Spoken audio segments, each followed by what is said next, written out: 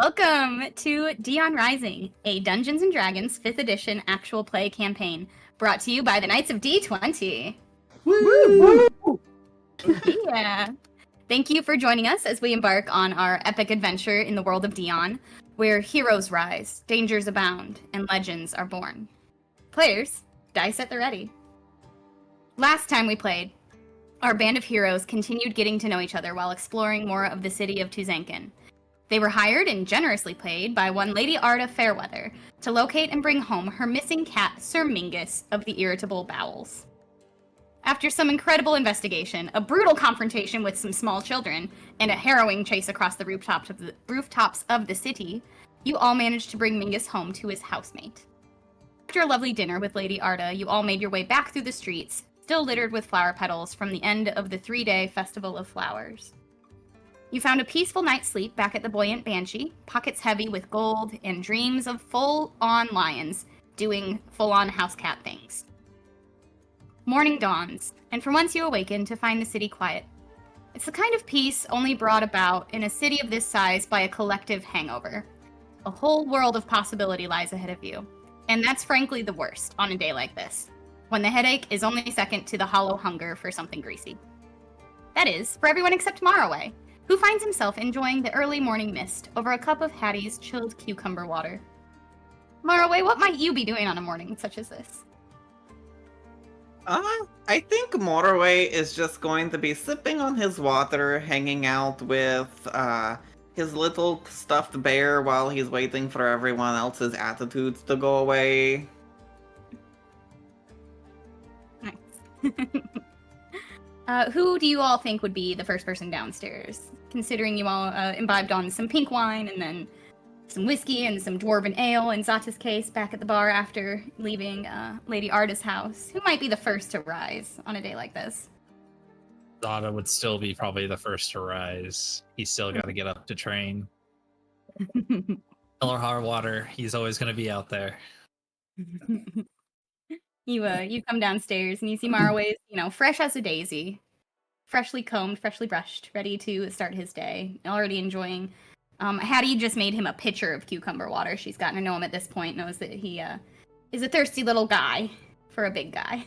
And he's sitting there kind of enjoying. The doors are open, so he's just sort of sitting in a table by the doors, enjoying the breeze. Zata's gonna come down, kind of trying to fix his mane as he's coming down. He's got that mane hair, bed hair. He's gonna come down. Good morning, Marroway. How are you doing this morning? Good morning! I'm doing quite wonderful. Would you like some water? Yeah. I'll take some water. Sure. And he's just gonna hand you the cup that he was actively drinking out of. Yeah, Zata will be no problems with that. He'll just take a drink from it. He'll kind of How do you drink it? Do you drink it like a sip, or do you do the paw, or do you do the lapping? You would probably do a little bit of lapping, yeah, a little bit. He'll kind of tip it, but you wouldn't really see it because he has to tip it. Then he'll lick it and then he'll hand it back to you. He's like, "That's an interesting flavor. What is that? I never." It's got this thing in it. They call it a cucumber. It's like a fruit, but it comes from the ground. And it's different, apparently. I don't really know what the difference is, but they call it a vegetable, I think. Oh. And okay. it makes the water have this really refreshing taste to it. It's definitely something I've never tasted before. Thank you for letting me try it. You're welcome. So, what are you going to be doing today? I was actually about to go out to do some more training. I was going to go hit the guards' barracks and do another training round. I was going to run there, do some training, then I would run back before breakfast. That sounds absolutely exhausting. Yes. Well, if you do it a lot, though, you get kind of used to it, so it's not a big deal. Oh. Well, good luck with that. I'm going to sit here, because that does not sound like a great time. At this point, Kilian, you're probably also heading down the stairs, getting ready for your morning training. Never far behind Zata. Yeah, but Killian's actually going to do something a little bit different this morning. He usually, is up quite early, around the same time as Zata, but today he's kind of feeling like he needs to be a little bit more of a productive member of the Protectorate of Oasis, and he's going to, instead of going out training, he's actually going to go kind of around the general vicinity of town and kind of help out people as with kind of small little tasks, maybe help out like someone opening up their shop, helping someone to move like heavy objects, things like that.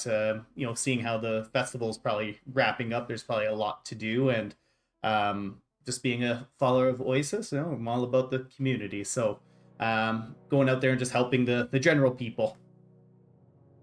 Yeah, certainly. So you probably would have been out there not having training to do. You probably would have been out there even first before Marroway was up out of bed. Because you probably heard from your open window just the general peace and quiet of the city, but also the work of the kind of the street sweeps and the people putting this section of the town back together. Imagine, I keep wanting to say Las Vegas, New Orleans after Mardi Gras. There's a lot of cleanup to do on a day like this. So that probably woke you up bright and early, and you said, "I'm gonna go out and help out this little community get back on their feet after 3 days of partying."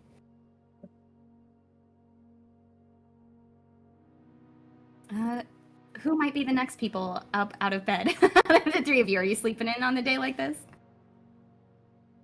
Seraphina's definitely sleeping in. She's got cucumber slices over her eyes. Her unseen servant's just like brushing her hair. I imagine she is just cradling her egg and just petting it, like with the warmth emanating from it. And she's waiting for her room service, but she doesn't know when it's coming. So yeah, it fully does not show up. You're like lucky that you managed to ask for a cucumber before you went to bed. You like saw Hattie like getting the slicing cucumber from Marroway's water, and you were like, "Can I have some of those?" Yeah. It's like, sure. They did charge you a copper. Oh, I'm offended. Money. I'd say that Eidos, about 15 minutes ago, came out of Seraphina's room for a quick prestidigitation of his robes from the day before. He's looking a little disheveled himself, though, and it's definitely got his sad, hungover eyes. He'll make his way downstairs to get his coffee and plain toast. And when he sees Marroway, he says, "Oh, is that cucumber water?" Yes, have you had it before? It's really cool. Of course I've had it before. What do you think I am? And he'll go and pour himself one and kind of flag down the, is it Hattie, the wife? Hattie? Trying to flag down Hattie. Hattie sees you. You like look around. She's usually over making breakfast at this point. But on a day like this, the inn is like pretty much dead empty. Like everybody's run out of money. They've all gone home.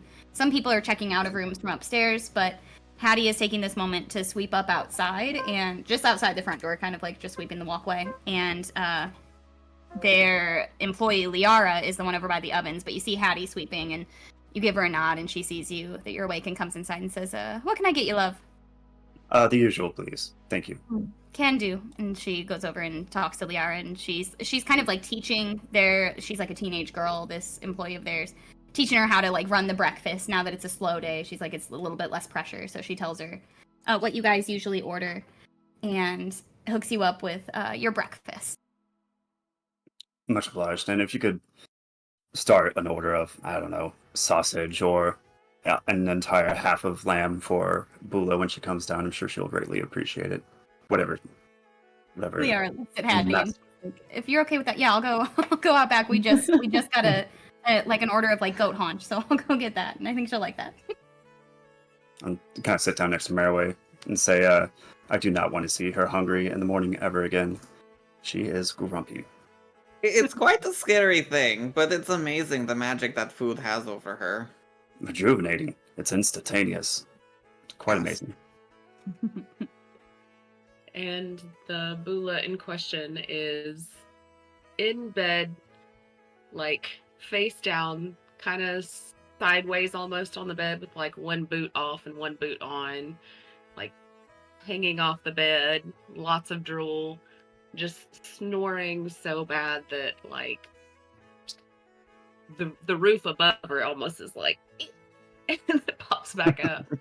And she's gonna snore and snore until the grumbling of her belly gets to be louder than her snores and finally wakes her up. Yeah, you And know as that she- like kind of hunger when you're hungover that feels cold in your belly? That's what you have. You're like, I feel like I'm empty inside. And she finally kind of starts to get up, and it's just like a disheveled hunk of orc, and kind of meanders and bounces off the walls kind of down the hall because she smells goat, Yeah. and not the one that she normally travels with. It's like being roasted with like some thyme and some other delicious herbs. You can just, it's wafting. There's also goat cheese that they're pulling out of the cold storage for you. She doesn't even like have her eyes fully open at this point. She's just following her nose. Kind of floating with the smell waves. There's a pie in a windowsill that's not safe. Right. Very much, yes. And she makes her way down and sits on the other side of Marroway and sits with a, kind of a crash. It makes everything jiggle a little bit. And she says, "Meat!" It's on its way. I ordered it a few minutes ago. Here, Liara yells, just a couple more minutes, hon. I don't think you want it raw. Raw's not bad either. Oh, she looks Would at you Maddie. like Maddie's some of "Don't this serve raw." cucumber water? What? It's cucumber water. You see, they take this vegetable, and it's like food, yes? And then they take it and they put it in the water, so the water is kind of like food. She just like leans down into the cup and like kind of. No. More for me, I guess. And then she'll turn to whichever of the ladies is not actively cooking meat because she is not going to disturb that process. It says, and mead. Meat and mead. Liara says, all right, let me pull this out to set. And she pulls out this little rack of lamb and lays it on top of the stove so that it can, come down to a good eating temperature. And she goes and pours you a glass of mead and brings it over. And she says, I'm sorry, we need to resupply. We're getting low on meat, so all we have is just the basic honey mead. I hope that's okay. Just no cucumbers in it. No, typically there's no cucumbers in meat. You can add some, though. Do you want cucumbers? No. No, fantastic. Here you go. She knows better. She gives you a pitcher of mead and a glass. Yes. They've gotten to know you all pretty well by now. And She at just that, kinda you see, hunkers down, starts working on it. and you all see your good friend Barnacle come stomping down the stairs. He's also looking a little worse for it. Last you all saw him last night, he was closing down his own bar with a bunch of the regular locals, who did not appear to be paying for all the shots that they were all taking. So he doesn't appear to be in much better condition than the customers would be at this point. And he just takes a seat at the nearest table, plops down, and Liara kind of giggles and shakes her head and says, you need breakfast, Barnacle? And he says, Maddie says, give him anything. Make him make it himself. He deserves it. He playfully flips his wife the bird and kind of lays his head down. Very hungover. Seraphina, realizing that her room service is not coming, she lifts up the cucumber from her eyes, starts peeking out, and her unseen servant gets her ready for the day. And even though she's very prestidigitationed, you see she has very heavy bags under her eyes, and she kind of stumbles her way downstairs. Yeah, you're kind of kicking yourself for not doing your skincare last night. Yeah, A little she just dehydrated. fell into bed. Yeah, and with that, you're all kind of gathered downstairs finally. Kilian has kind of moved out into the street to start his day, having given Marroway and Zata a little bit of his game plan to go out and help. What would the rest of you like to do with your morning? Whenever people start making their way down, I'll pour out a cucumber water for Serafina and give her another piece of toast that I'm working on. And I'll say, so, I think we've done a lot for this city. At least that's what people keep telling us. And we haven't seen hide nor hair of this city council person, whatever his name is, I can't remember. But maybe we should go pay him a visit if he's being a little bashful and see if he doesn't have something he wants to give us for all the good work we've done. Or I can collect. No, go ahead. Serafina turns to Eidos. I love this journey for us. Do we just go to his house? Of course we go to his house. Do you know who we are? He certainly knows who we are. He has to. He didn't show any signs of recognition when he first saw us, but you know, a lot was going on. But He was just being coy. He was being coy. He didn't want to, I didn't want to say, do you know who my father is? Right off the bat. That's never a good impersonation. But if we go to his house and then ask him if he knows who our father is, I'm sure he would be quite receptive to us visiting. Are you unaware of who your father is? Oh, no, I know who my father is, as does she, but he may not. Oh, okay. Well, you were asking, do you know who my father is? I was just a little worried that maybe you didn't know. No, I'm quite aware. But thank you for your concern. Do you know who your father is? I'm curious. I don't really have a father. Oh, how sad.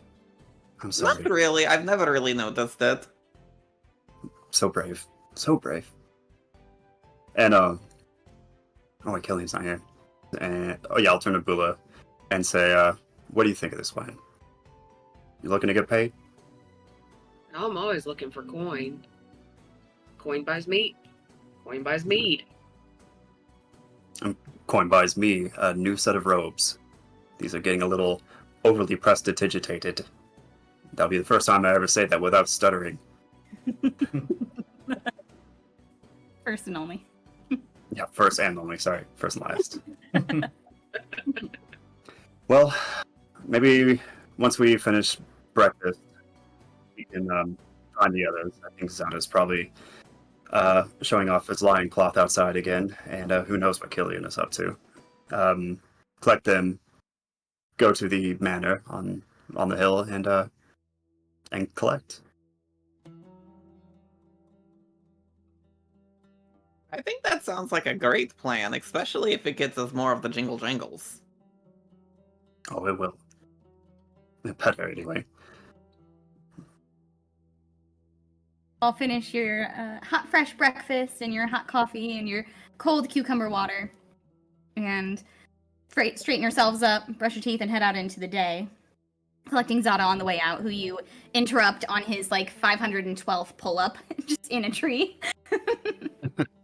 I'm definitely still wearing his loincloth, right, Zata? Yep. He has put his armor on. His armor's just in a pile, ready to go, but not on at all. You need breakfast before we go, Zata. I don't need anything. I can go a couple days without food if needed. A couple of days without food. That doesn't sound healthy. Why would you want to? What kind of blasphemy is that? Sometimes What's wrong with you? You can't find anything to eat, and you just don't eat that day. I completely understand. I've seen the restaurants in this town, and sometimes it's better to go without than to try what they're serving. Bula pulls an entire sausage out of one pocket. Just flicks a piece of lint. Hands it to Zata. Thank you. Yeah. Just he eats it. Kind of doing the whole cat thing. Throwing it a little bit. Yeah. It's not bad. You're really not living down the cat accusations. I know. So where are we doing? What are we doing today? We were thinking about making our way up to the city councilman's to ask him if he was enjoying all that extra protection we were giving his city, and see if he would, has any idea on how he might show his appreciation. Is a councilman kind of like a chief, or like a wise man, or a shaman? It's you kind could- of like a group of people who do all of the important things so the people who are above them can live out their normal lives and be happy. So they're kind of important? He would certainly think so. All right. I haven't hunted yet. I could go out and hunt something real quick if we need something like that. Just give me a couple of hours. I could probably bring back some type of pheasant or rabbit or something. Zata, there's food in the kitchen. We could just buy it. We have money now. No, don't you bring offerings to the people that you're supposed to go see? Like, Oh, important no, people? no. Maybe some people do, but Seraphina and I are gift enough. We'll simply ask him if he knows who our parents are, and if he doesn't know, we'll inform him, and I'm sure that he'll be more than pleased that we have presented him with our presence. Oh, so you don't need to bring any type of offerings to your, like, chief or anything? Our presence is the present. Quite so. Well, I that's see. good because I didn't pack any presents to be doing any kind of house greeting, so I guess it's lucky we have you two. Yes. Yeah, give me, it's gonna take me about 15 minutes to get my armor on, but yeah, I'll be ready. Well, while I you just- do that, we should go find Kilian. Yeah, Good. so this whole time you guys are having this conversation, Kilian, you have been out in the city already for quite a while. You've been helping kind of put picnic tables back to where they belong, off the middle of the road, making sure the roads are passable again by the carts and carriages. Generally doing cleanup, not like the street sweeping kind of stuff, but the hard labor, like putting away the folding chairs after the wedding kind of stuff. And it's been much appreciated. And at one point, this worker from the streets department approaches, wearing, they all kind of have this sort of just basic cloth uniform, people who work for the city of Tuzenkin. And he's a pretty average-looking young dwarf man with black hair and some chin stubble. And he approaches you and he says, you're traveling with some friends, right? You've been in town for a minute with some people? Kilian will just kind of look over those, like, sensory high alert. Someone's just coming up and asking him questions like that. I'm here with some friends, yes. What can I do for you? He says, I have an invitation for you. And he pulls from his back pocket just a nice looking parchment sealed with wax, and he hands it over to you. When Kilian will accept it, and, like, does the wax have any kind of, like, seal on it or anything like that? It does. You take a look at it, and the seal depicts, sort of in like a star all crossed at the middle, a hammer, a key, a quill, a needle, and a dagger. All crossed over each other, kind of like an asterisk. And he says, it appears you're a friend of the people. My boss would like to meet you. That'll give you the information. And thank you for helping with the cleanup. And he's literally a street sweeper. He picks his broom back up and casually sweeps away as if this conversation never happened. Kilian will just kind of watch the sweeper kind of move along and just kind of curiously look at the note. And as he walks back, he feels like it's probably a good time to go back and join everybody. He wants to kind of unfurl it and just read it as he's walking. Yeah. I'm going to share it with you all on D&D Beyond's virtual tabletop. Sponsor us. Oh. This week's Sponsor us. I'll send you messages. Be on the lookout. It's incredible. Watch how I can share with you things so easily. Boom, one click of a I button, know. and you have it in front of you. The It's so simple. Magical.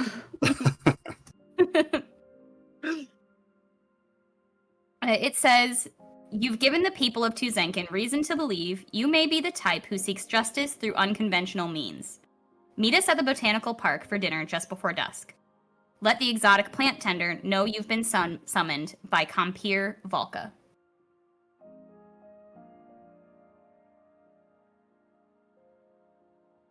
All right. Can't write that fast. Okay. Kilian will. I'll drop it in the chat too, so that you've all got it permanently. Kilian will kind of just read this and kind of just like looking around, just seeing if anyone's like looking at him. He's kind of now a little bit more aware of like this, like the street sweepers and stuff like that. No one else really appears to have even noticed that this conversation took place. Like you've made acquaintances of a couple people while you've been out, just the way that two people cleaning up a street would, but no one seems to have really clocked that this occurred. All right, and Kilian will just kind of pocket the note and continue heading back to the Buoyant Banshee. Fantastic. And on the way, these guys have all already had their breakfast, and you see them, after a couple minutes of walking back toward the Banshee, they're all kind of heading in your direction as well, and you all meet up on the street. Hello, everybody. Did everyone have breakfast? I had a sausage. Pula gave me. And there's plenty inside if you want some. He didn't have to do that. Well, I'm stuffed. Some of the citizens here were kind enough to give me a little bit of food for helping them out, so I'm ready to set off whenever. Well, what are we doing? You all out here for a particular reason? Just enjoying the sights, I'll point to Zata. We're also thinking about going to the City Councilor manor to see if we can't gain an audience with him. Maybe get something in return for the deeds we've done since we arrived here. Yeah, not a bad idea. I guess we're headed there now? Is that what we're doing? Yeah, I was just finishing putting on my armor. You've been walking down the street, like trying to pull like gauntlets on while you're walking. No one waited. All right. Does Kilian share the note with the group yet? Or does he keep it to himself for No. now? Ooh, secret. Oh, secret. Sneaky. He's still trying to process it currently. He's excited for the romantic dinner at the botanical park. Secret admirer. At dusk. Secret rendezvous. Secret organization of sweet sweepers or street sweepers. Someone matched with you on Bumble BFF and said, "You want to have dinner?" They're hitting on you. You have this like nagging suspicion that like, oh, they have a crush on me. Whoever wrote this note, they're in love with me. They say I clean up real well.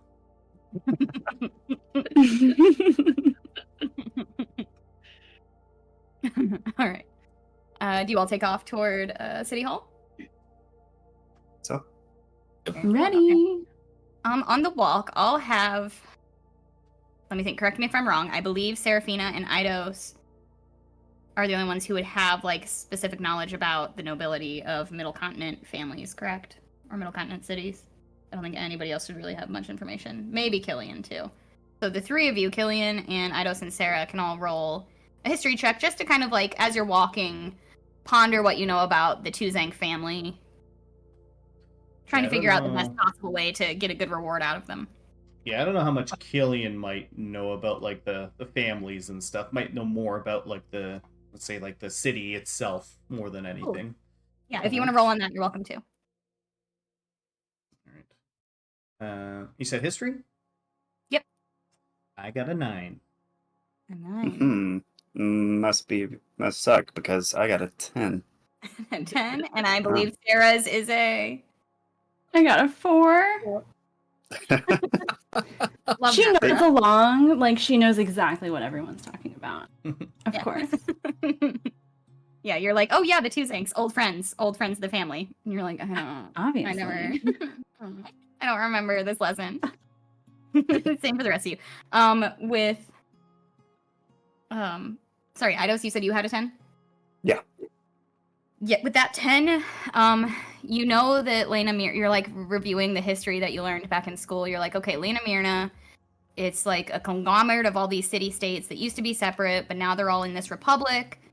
And each city has its own counselor. And that guy is apparently this old man, old part Tuzank, who we met at the beginning. That's all I got. You're like, yeah, I'm lucky enough that I kind of recognize the name. That's it. And the other two of you are both just like, Lena Mirror is a place. They have leaders. And this city has a counselor that we've met. So that's all I need to know. Seraphine, you're just like, it doesn't matter. They're going to love me. Yeah. I'm going to crush it. You are the present, so. The presence is a present. All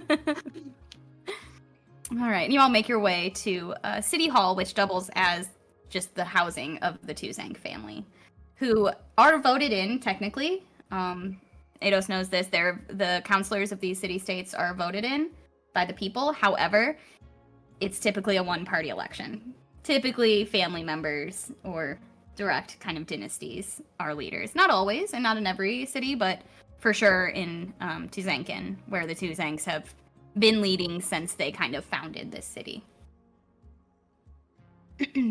And as you're approaching, you see, the cleanup efforts started at City Hall, which is just inside where the square was that the Festival of Flowers took place. So you've been here many a time. You see that the cleanup started in this space. There's no longer any cleaners really milling about and moved out into the city. So it's pretty quiet here in this section. And the manor itself is a big walled in. It looks similar to a castle. This city is really beautiful. Really large, spiring towers on these very wealthy buildings. Big arches that go overhead across the street from one building to another. Walkways that are stacked on top of each other up multiple stories. And this is the center of all of that. This is like the peak of a mountain's worth of roads all leading into City Hall. And the house itself is surrounded by a very tall wall with a couple different entrances and gates. But you go to the one on sort of city street level, I assume. Unless you have any reason to do otherwise. The Gators would walk right through the front door. For sure. You go up to the city gates. They're open at this time of day. It's kind of business as usual at this point now that the festival is over. There are guards at the gate, and they look you all over, check to make sure you're not looking suspicious, and you're not particularly. You're all just sort of seem like you're there to do business. And just inside the courtyard, you actually recognize the familiar face of Captain Bonard, who's the dwarf captain who sort of assigned you the mission to catch the Knight Papillion, who was the one who released the flail snails when you all first sort of gathered in Tuzankin. And he sees the guards sort of looking you over and recognizes you all immediately and says, oh, let them in. They're welcome here anytime. Come in. And he ushers you into the sort of front entrance of the house. Thank you, Cat. Oh, go ahead. Go on. He just says, welcome. I'm glad that you remembered to stop by. It's about time you got paid for your efforts. You're looking well, Captain. Thank you. We were thinking the same thing. We're all a little light in the coffers, and, not to be too forward, we were wondering if there was some sort of reward in all this, considering we did so much for your investigation. Paid you what the Copper Cloaks could afford, but let's introduce you to Old Man Tuzank. He, I told you he would probably have his own sort of reward set for you, because this Festival of Flowers is sort of his hobby, if you will.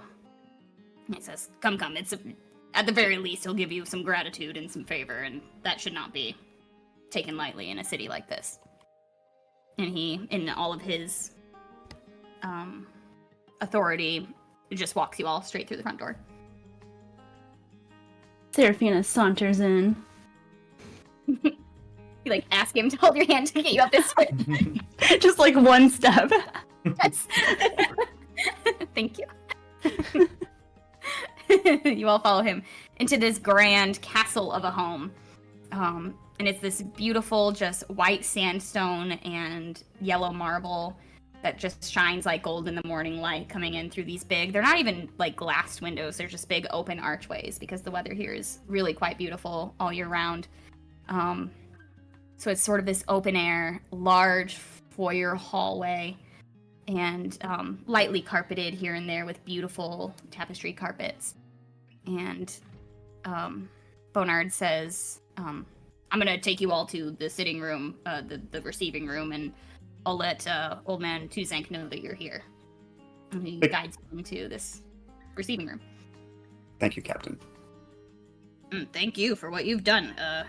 Made my job a hell of a lot easier the last few days, so I'm gonna go get him. And he leads you into this lavishly decorated seating room, receiving room, where typical meetings with the lay folk are held. And you have like maybe 5 or 10 minutes to spare before anybody's gonna make it down to this part of the castle this early in the morning. Kilian will just kind of, as the doors close and we're all kind of resting and getting kind of collecting our thoughts, Kilian will just kind of let out a big huff and say, I've never been too comfortable in places as lavish as this. Seraphina turns... Seems like you two are quite accustomed to it. Yeah, Seraphina turns to Kilian and says, what do you mean? I just never been a fan of all this lavish decoration and things of that nature. It just feels like people hoarding the wealth when it could be spread amongst the masses. Oh, I didn't even notice. This seems normal to me. Oh, if anything, it should be inspiring to the masses. I guess you two are coming from positions of privilege, I suppose, but when you spend some time with the common folk, you'll realize that do these rich people really need all this stuff? It is quite beautiful, though, you must admit. Oh, it seems old Part does have fine taste at the very least. I mean, how can you not enter somewhere like this and just be in awe at its beauty? I mean, even if it is a little bit hoarded, I do agree that it does inspire a little bit. I mean, I definitely feel hopeful in here. Marroway understands. Nobody needs garlands of flowers, right, Maryland? Or Maryland, excuse me, Marroway. But we enjoy looking upon them. Sometimes things are just nice, and sometimes things are not. But we shouldn't diminish things just because they're nice. Well, just remember that there were people that had to pick those flowers and arrange those flowers for your viewing pleasure. Damn, that's nice. Seraphina stares off into the distance because she's never thought of that ever. Yeah. And just She's think, suggesting everybody have an unseen servant? I mean, think about all those people, though. They got to grow these beautiful flowers. Their life gets to be growing and maintaining beautiful flowers because of places like this. I mean, imagine if there wasn't such a demand for it. Then no one would get to grow the flowers. We're doing them a favor. Yikes. Even Ados on that one is like, I don't, we're employing them. Above the table, I don't know if I'd go that far. Yeah. So everybody knows this is a character. It's called improv. You're actors. Yeah. For Zata, he'll see him. He's kind of like hunched over because he's tall, so he's probably pretty crunched up. He's like, I don't like being inside. It's much too cramped. You guys. He's like looking at the chairs, trying to figure out if he could like sit in it without breaking it. He's like, and just kind of just stands, just hunched.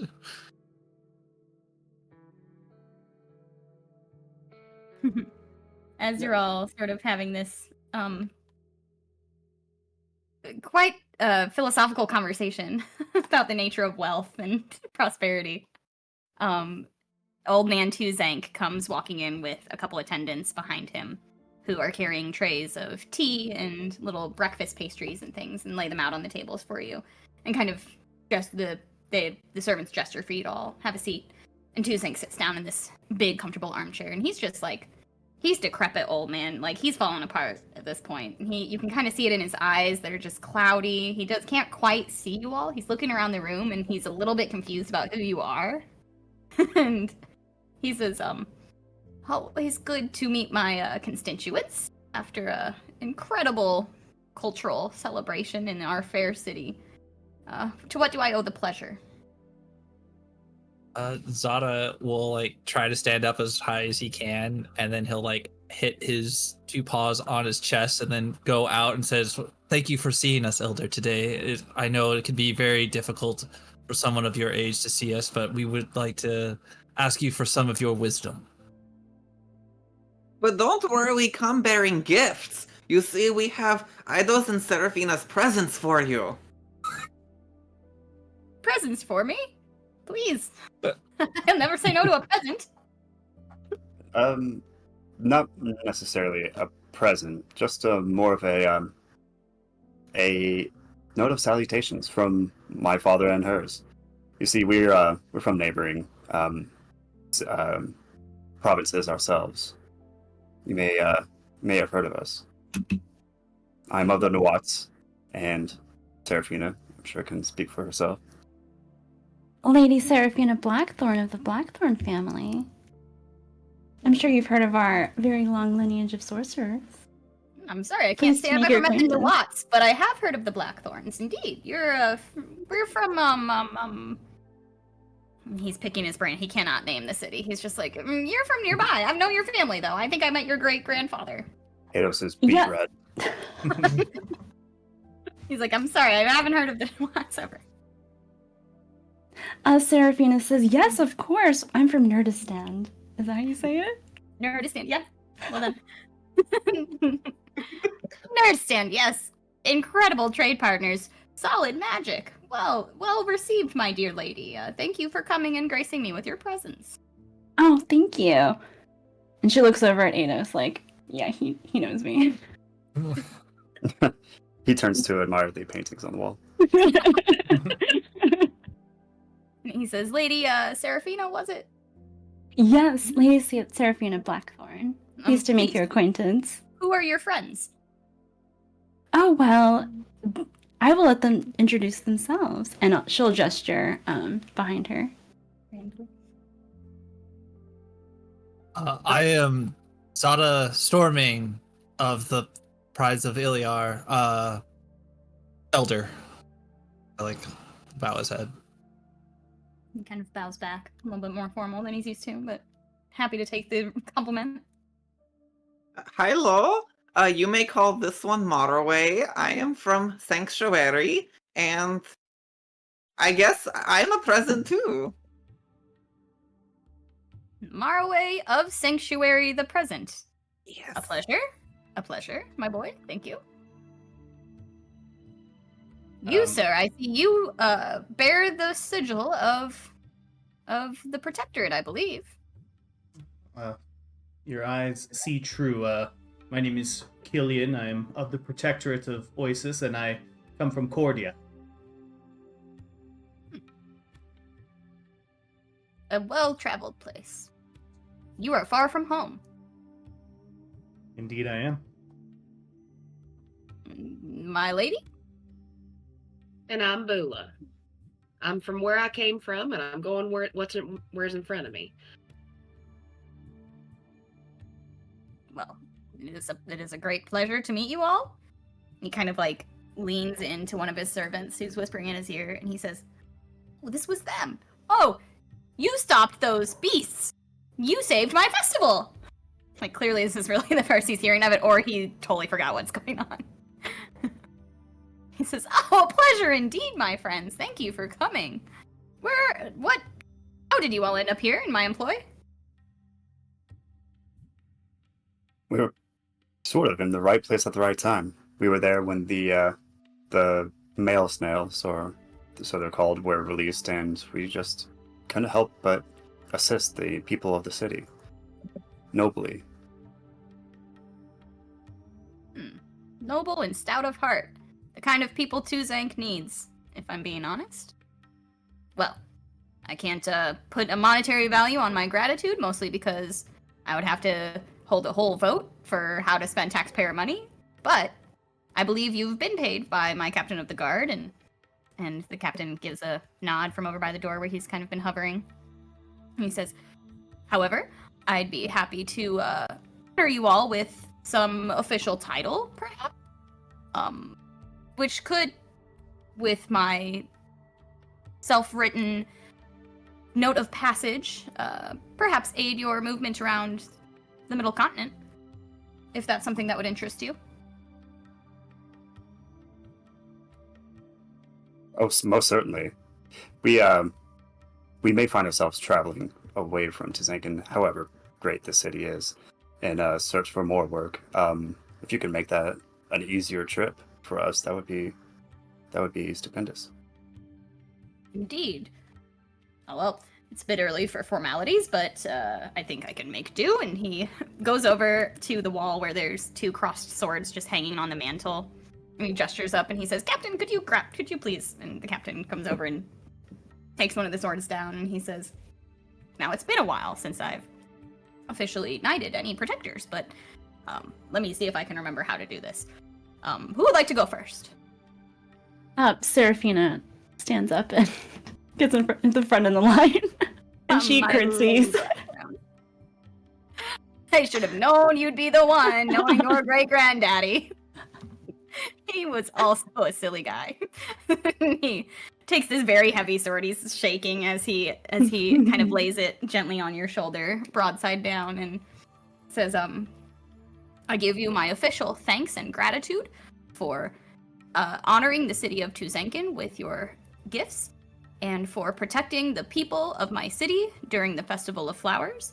I dub thee a champion of flowers, and shall write for you a rite of passage that is good for every one of the city-states of Lena Mirna. And he gives you a tap and says, rise please, and moves on to the next one of you. Ados will put a hand on Zata's shoulder and say, it is a great honor to be united, or to be given a... What is he doing? He's naming you champions. It's a little less than knighting, but similar. I'll say it's not quite sirs and dames yet. Yeah. It is a great honor to be. This is a great honor. You should be proud of what you've done. And I'll kind of push him to be next. Oh, I guess that'll go up front, and it is great to receive this blessing, Elder, and then he'll just kind of do what Seraphina did. And he follows through curtsy. Yeah, he'll curtsy. He doesn't know. He's like kisses his hand with his loincloth. And he bestows upon you the honor as well, knighting you the champion of flowers, and goes around the room to the rest of you afterwards, and sort of quasi honors you all with a very impromptu ceremony of importance, and then he calls for his servants to bring him some parchment and a pen, and as you all kind of enjoy some tea and some breakfast croissants, he handwrites out 6 notes of rite of passage, so that no matter what city, they essentially say, like, no matter what city you go into, you have the Councilor of Tuzankin's blessing, and that he's sort of giving you the honor of answering for your presence in places, sort of saying, like, they're acting on my behalf, I trust them, if you have questions about them, come to me, is essentially what he's writing out in contract for you and signing and sealing for you. And then by the time he's writing the 5th one, he's writing Kilian's, he's like kind of dozing off. But he gets them all done and hands them all out to you and says, I will pay you out of my own personal coffers.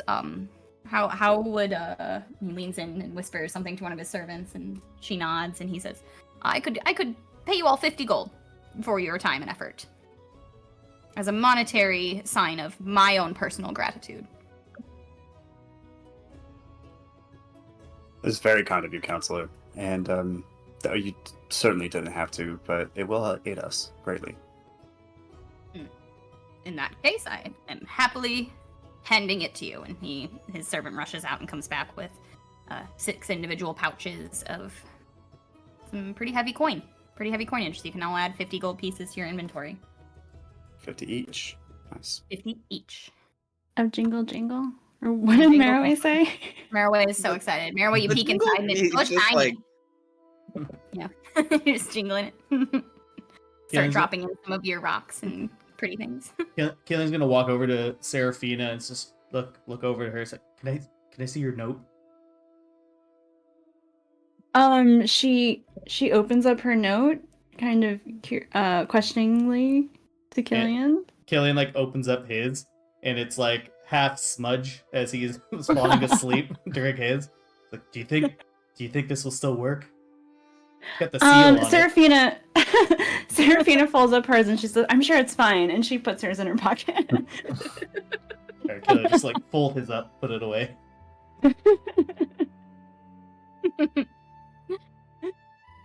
He says, I thank you all for meeting with me today. I, however, have important matters to attend to. Rebecca, please get me my sleep shoes ready. He stands up and says, please enjoy my hospitality here in the house, and I look forward to meeting you again in the future. And he shuffles out like Professor Fernworth. Might as well be wearing a robe.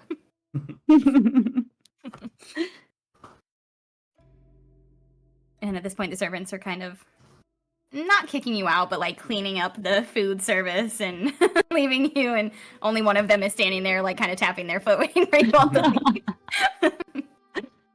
Like putting the chairs upside down. Exactly. Lights are going off. The music stopped. You don't have to go home, but you can't stay here. All right. Before we leave, is the Captain Bonnard around? Yeah, he would be still kind of hanging out in the foyer, waiting for you all. Okay. If we're all leaving, I do want to kind of just ask him a question before we head out. Cool. You can do that. Kilian will waiting just. for you outside. Kilian just wants to ask, Captain Bonnard, are you familiar with a sigil that has an intersection of many tools? Like I believe there's stuff like there was like a hammer, just a variety of tools kind of intersecting at one point. There was a lot of them. It's hard to remember all of them. He says, "What? Why do you ask?" I don't know. I saw some emblem somewhere that had a depiction of this, like on a side of a building. I was just curious about it. I've never seen that kind of emblem before. You don't remember where this building was? Close to the Buoyant Banshee, but a couple of blocks away. I was helping a lot of people this morning, and I can't remember exactly where I saw it, but it just struck me as odd seeing that. Well, and he sort of looks at the rest of your group and he nods, like at this point you're all kind of heading out the front door, and he nods you over to the side, sort of out of earshot of everybody. And he says, it's a sigil of some tools, you said? 5 tools or so? A hammer, a quill, a dagger, maybe? Yes, exactly that. Interesting. And he literally pulls out a notepad and starts jotting down on it with a fountain pen, and he says, "And you think you saw it on a building near the Buoyant Banshee?" And he jots that down, and he says, "I wouldn't normally speak of this with a layman, but that is the sigil of a common thieves guild operating around Lena Myrna." I see that's the reason that you're writing all these details down. But are they like notorious around here? Have they caused trouble in the past? They are notorious in the fact that they're the only guild able to compete with the counselors. They're long-lasting. They've been around at least 100 years that we know of. And we have trouble rooting them out of every city. Every time we think we've gotten to the bottom of where they're hiding, they crop up somewhere else. Interesting. Well, I'll keep my eye out for any more of those sigils, and I'll let you know if I come across any more. Please do, and you'd do well to avoid them. Thank you very much for your time, Captain. He gruffly kind of rushes you out so it doesn't look like you were having a sidebar. Look at me, everyone! I'm a champion of flowers! And then I'm going to cast Druidcraft on the little flowers that are in my hair to make them, like, bloom even bigger than they normally are. Awesome. Thank you. Seraphina's like, ooh, do me. Do you have any flowers on you? Does Seraphina have flowers on her dress? Here. And I'm just gonna take one out of my hair. And you notice that the one he gives you, it's like a pure white lily. Ooh. But in the center of it, there's like kind of like an orangish kind of hue to it. And he's gonna like tuck it in your hair and then kind of cast Druidcraft to almost make like a smaller cascading, almost like a waterfall of lilies down your hair. Cute. Thanks. Of course, now we're twins. And you now both smell like lovely spring flowers. All right, where do you want to head from here? At this point, the captain escorts you out through the front gate, closes it up behind him and says, if you need anything, you know where to find us. I'm typically around here this time of day, so pop by if you need me directly. Otherwise, the copper cloaks are floating around the city as needed. I thank you again for your service to the city, and hope to see you soon. And he takes leave of you to go about his own business. And you're all standing outside of City Hall. What would you like to do? Let's all move a little bit away from the City Hall here. And Kilian will just kind of lead the way and kind of bring everyone to more of like a neutral location as best he can find. Yeah, you can totally do that. You can move into a like down a side street that has really like almost no businesses. Like it just appears to be houses, and there's some other people sort of walking by. No one's really milling about. It's just people going about their business. You're still in sort of a wealthier part of the city, so everybody's feeling safe and not so suspicious of each other. So you can easily find a spot where you feel safe talking without being overheard. Did any of you happen to overhear my conversation with the captain? Yes. That makes sense. Zata's got a natural perception of, what, 20? 20. Those cat ears went... Zoop. Yep. I noticed y'all were talking. Yeah, well, I was inquiring about a rather unique-looking sigil that I came across earlier today, and Kalen will kind of look around, make sure nobody's looking, and he'll pull out the letter that he got. He'll hand it over to Eidos for him to kind of look over, and he'll continue to say, yeah, I was just I was curious about this sigil and what affiliations that it had, and apparently this is the sigil of a quite notorious thieves guild in the city. They some kind of informant reached out to me while I was just helping out people today. They gave me this letter and wants us to meet someone a little bit later tonight. I'm a little bit hesitant now seeing the captain's response to even the mere mention of this guild, but seeing how we're all traveling together, I want to get everyone's opinion on the matter. Seraphina's really nosy, and she is looking over Eidos' shoulder to read the note. Yeah, I'll kind of turn away a little bit. So did he mention why he was interested in us? We haven't really done anything worthy of a thieves guild. At least I don't think so.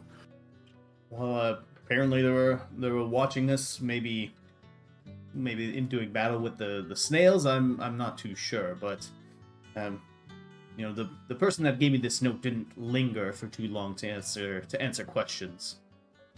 So this is all I have to go by, and now we know that it's a thieves guild that gave this letter to us, or to me, I should say. How mischievous. I say we see what it's about. Well, we're obviously out of work. I was kind of hoping that this visit would put us in his employ, or at least would have something to do. But yeah, I can see anything else that we're gonna be spending our time with. Maybe see what they have to say. We should tread carefully with this one. Thieves cannot be trusted. To take something that doesn't belong to you without the owner's permission is an unforgivable breach of etiquette. It's not right. Seraphina gasps and she says, "Oh my gosh, of course, who would do that?" And she just like covers the egg under her skirt. It's a terrible thing to do. Cute with this egg inside. Well, at the very least, if we do engage these people, we could learn, maybe a little bit more information, maybe even give it to Captain Bonard, and it seemed as though, that might net us quite the hefty sum, exposing this Thieves Guild, and maybe its location or something like that. It's a very good point. If they turn out to be rude or untoward, then we can sell them out for money. Well, thieves often do disrupt the peace of the environment that they're stealing from, so it could be a worthy goal to get rid of them. Not murder, of course. I'm with you in taking them to the authorities. yes, if we can let the authorities deal with these Thieves Guild, then all the better. Ooh, exciting. Bula, what do you think? I just think that we should definitely proceed with caution. Anytime you poke a hornet's nest, you're gonna get a couple stings. But we should still proceed. But you don't know that the hornet's nest is full until you look in it. How do you know it's hot if you haven't touched it yet? That's right. Well, what shall we do until dusk then? Well, you know my I think we motive is need- to find something to eat. Should we scope out this location so we can make a game plan? I don't believe it would be wise for all of us to show up, so we should probably find some places for some of us to hide, because I know that I can't keep my mouth closed, so if they just come straight out and they're like, "Hey, we're a Thieves Guild, we steal things from people," I don't know if I'm going to be able to have what you call a poker face and not obviously show that I think it's rude and it's not good. That might be wise, yeah. Yeah, we can come up with a game plan and we can coordinate outfits. So we should go somewhere, find some food, and figure out what we're gonna do. Bula, did you hear that? Matching outfits? Great. You both have your flowers, your lilies, you and Marroway, and you both kind of like pose side by side. Matching twinsies. If you could take a selfie right now, you would. They're just like right in front of Bula, and she kind of like flicks one of the flowers. And pollen comes up, and she just sneezes immediately. Alrighty. Okay, yeah, so you have some time to kill. It did say, pre-sunset dinner would be your meeting time. It is still pretty early in the morning. It's like maybe 9 a.m. at this point. So you've got some time to kill. Everybody go ahead and roll just an investigation check to see if you can figure out where this supposed essentially botanical park is located in the city. Or if you have a specific way of figuring out that information, you can just tell me. Seraphina mentioned going to a boutique, and that's all that Eidos can think about. He rolled a 1. Yeah, you're just planning your outfit. You were barely listening. Yeah, It was I'm tired of these 14. ropes. So I'm interested in this garden, but at the same time, matching outfits is going to be really fun. Kilian got a 13, and if he's able to, maybe if he has the chance to like run into some of the people that he helped out a little bit earlier today, he might just ask them where like the botanical garden is. Yeah, fab. All right, you do so. You manage to find. Sorry, go ahead. I was gonna say I rolled a 18 for a total of 17. Nice. Wow. Between you and Kilian, Kilian's like, "Hey, I know that guy," and you go with him and you talk. You make some small talk with one of the city workers, and you're both just like, "Oh yeah, we were thinking about visiting the botanical park later." And they said, "Oh yeah, you haven't been out there yet. It's fantastic. It's out in the wine district, like outside the wall. You gotta go out through the wine gate, and it's pretty much right there. It's the only park in that neighborhood, so it's pretty nice. If you're interested in plants, I suppose, make sure you give it a visit." And they're very much thinking like, "Oh, these tourists want to go to the tourist spot. That makes sense." We They have give you someone that's pretty very color. into flowers. Someone's very into flowers in our group. I imagine it almost like the camera like unfocuses off Kilian, and it's like just me and Seraphine like sitting here playing with the flowers in our hair. Very much, yes. You're both like counting the different petals and looking at the colors and saying like, "This one brings out my eyes." It helps. So you have pretty decent instructions on how to get there. And at this point, you've all been in the city long enough. You know where the shopping district and where the nice shopping district is in particular. You've been staying in one particular wealthier region of Tuzenkin. So if you want to kill time by stopping by a few boutiques, you're welcome to do so. Shopping montage. Shopping montage. You got it. We need some really good shopping montage music. At one point, Seraphina comes out wearing this like really beautiful like long robe with like big puffy skirts underneath.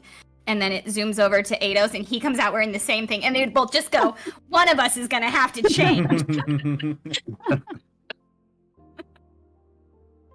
Serafina dejectedly turns around and she's the one to change.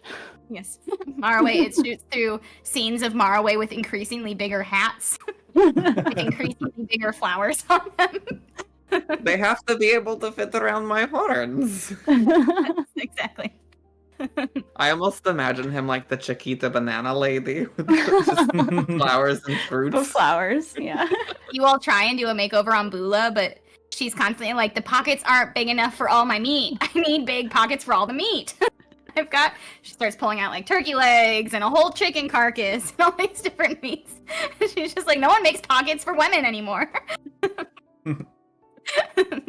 And Zata's just like, "What do you have in black? And what do you have in gold?" Just Zata's like, no, it doesn't offer protection. Why would you wear what? Why would you wear what? No, you hold up like a silk brassiere, and you're just like, "This does nothing." And Seraphina goes, "That does everything, actually." Zata just ends up in the corner holding all the bags. Yeah, that's it. I was just guys. Kilian, you find someone who will like do some embroidery on your like sigil of the protectorate. Like, yeah, that could look nice. Kind of make it pop a little. I have a specific interest if we can find someone that does like jewelry. Ooh. It's so shiny. Seraphina's very interested. You can absolutely find a jeweler. Are you staying in like the upper class part of the city for that? Or are you gonna try and go somewhere a little bit cheaper? What's your kind of price range you're going for here? Well, you see, I have roughly 100 gold, and I am looking to spend all of it. Sames. Let's go. Just no sense of money control, money saving between you two. It's equal exchange. I give you the clinky clink, you give me the blinky bling. You do manage to find a shop. You base it off of which shop has the most and biggest jewels in their front window. And you both say, "That's the one we're going to." And you walk in and the bell, ding, ding, ding. And there's this young halfling woman behind the counter. And she says, customers, hello, welcome. What an interesting, beautiful lot of people here. What can I do for you all this morning? I'm looking for something really pretty and really shiny to hang from my horns to do like a dangly. Oh, you've come to the right place. As you can tell, we have all the pretty shinies. And she gestures to this display case, and it's very much what you would expect. The like glass front display case. It locks with keys behind, and this like steel doors that open for every little section. She says, "You're looking for something that dangles from horns, per se." Yes, or maybe if you have something that like looks like flowers or something. Interesting. Okay. And she's kind of like looking through her stock. She runs back into the back room and goes through some things, pulls out some boxes, opens them. That's not right. That's not for you. Like she holds up this necklace that's got this like the sort of citrine jewel, and she holds it up against her eyes, and she's like, "It's not your color." And she's really working for the commission today. She wants you all to feel special. And she ends up pulling out these bracelets for Marroway that have little like purple quartz flowers, just little, like it's like a little thread and then a little flower of little quartz teardrop shaped items, and then it goes all the way around, but it's just a little bracelet, but they fit perfectly so that like they could match on your horns, one on each one, and they don't fall all the way down your horns. They just sit there and are a nice little decorative sort of crown on each horn. She says, "I think these are the one for you." How much are they? She says, "Well, my dear, unfortunately, these kind of gems don't come cheap. They come straight from the mountains of Bulgar, and they're gonna run you about 60 gold piece each." Awesome. With my jeweler's kit proficiency, can I take a gander at these gems and see if I'm being ripped off right now? Of course you can. Yes, go ahead and roll for perception. Can Seraphina also take a look with her extensive knowledge of jewels? Yeah, sure. Marroway, you're It's- gonna roll with advantage too, since you're using your tools. Come on, let's get the 20. Oh, no, that's not the 20. So the higher of the two is going to be a 19, though. A 19. You use your jeweler's kit, like you know quite a bit about the like hardness levels of precious gems, and you do like a little tiny, like you sneak around and you're like, "Look, Seraphina, it's so pretty," and you sneakily do a little scratch test on it. And you know it's supposed to be like these beautiful, like pure sort of quartz and amethyst jewels, and they don't scratch. They appear to be the appropriate hardness for a gem of this cost. And outside of like all the metal and whatnot that would be holding it together, how much would I think that these gems, specifically the gems, would be worth? The gems themselves are probably like maybe worth like 8 gold pieces each. Okay. And there's, I don't know, like 15 of them per bracelet, give or take. Gorgeous. Yeah. I So will take them. It appears she's giving you a pretty good deal in that like she makes enough money and has good suppliers. I will take them, and I'm just gonna slap. I'm gonna be that really annoying person that's like 1, 2, and it just while Seraphina's looking at for hers. She's this lady is a good sales lady. She's just patiently like, "This is my best customer today." Seraphina, she turns to Seraphina while Marroway is counting out his coins individually and says, "My lady, you appear to be not as adorned as you deserve to be. What catches your eye in my display?" Very perceptive, thank you. I'm just looking for your biggest jewels. And she wants to try them all on. Her eyes like light up. Yeah, they're like huge saucers. Yes. She says, "Give me a moment. I have to go open up the vault for that." And she disappears into the back. Perfect. And she takes a couple minutes. And she comes back with this necklace that the band of it appears to be like plate silver almost. Like if you like pressed silver into just one, it's like solid. Like it's not like a chain, it's not pieces, it's solidly like contoured to a humanoid neck. And at the bottom of it, there's this large black diamond Mm. She says, this is one of our biggest jewels that we have. You can also see the craftsmanship in the metalwork. It really complements the silver against the black. I mean, this is one of my favorite pieces. I haven't found anybody who can pull it off yet, so there's one. And then she brings up another box and she has to unlock it. And she even like does a little, you clock her do a spell to unlock an arcane lock. Ooh. And she says, my dear, this is called a star ruby. And she opens it up and like twinkling inside, like almost like it's lit up from within, is this ruby. And it's cut in the way that it's almost like shaped like a star, like it's a hexagon sort of cut to where the facets inside appear to be a perfect star. And it does have the appearance of being lit from within, this gorgeous, almost pinkish, bright red, fading into this dark maroon. And she Ooh, says, so yes. yeah. So, and that one is set in like an armband. It's a little bit bigger than a bracelet. It can be worn as like a choker. It's sort of like an armband, and it has an adjustable chain that it's set with. Ooh, Seraphina definitely has her eye on the ruby. And then she'll say, "Oh, well, how much would you ask for this ruby one? It's gorgeous." Now, my dear, this one I myself paid 1,000 gold pieces for. It'd be difficult for me to take a loss on it, so I could give it to you for 1,500 gold. 1,500? And Seraphina will pretend to think about it. She says, I know it's quite a piece. It's not the kind that you would wear day to day, so you take your time to decide. Oh, it is Turn back stunning. tomorrow. It still counts. Yeah. It is stunning, but we haven't hit all the shops yet, so I think I might have to keep on looking. Thank you so much. Of course, my dear. Thank you for stopping in. Please come back when you decide what you're looking for. 58, 59, 60. I like to imagine your money somehow, like even though you've been paid in gold, it's all like copper and silver. You're paying with like dimes. And she says, I trust your counting. I trust your accounting. You seem like a smart boy. And she shovels it all into their money box. And she said, do you want to wear them out? Do you want to wear them out of the store today, or do you like them Of gift course! Fabulous, fabulous. And she takes the tags off of them and removes this sort of like anti-theft enchantment spell that she's had put on them. And she says, may I, my dear?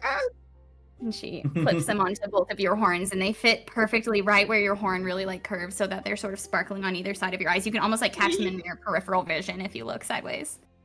I almost imagine he's like a dog that's too fat to see its own tail, but they're still trying to chase it anyway, so he's just like... You're counting like, there's something over there. Oh, wait, it's me. I'm sparkling.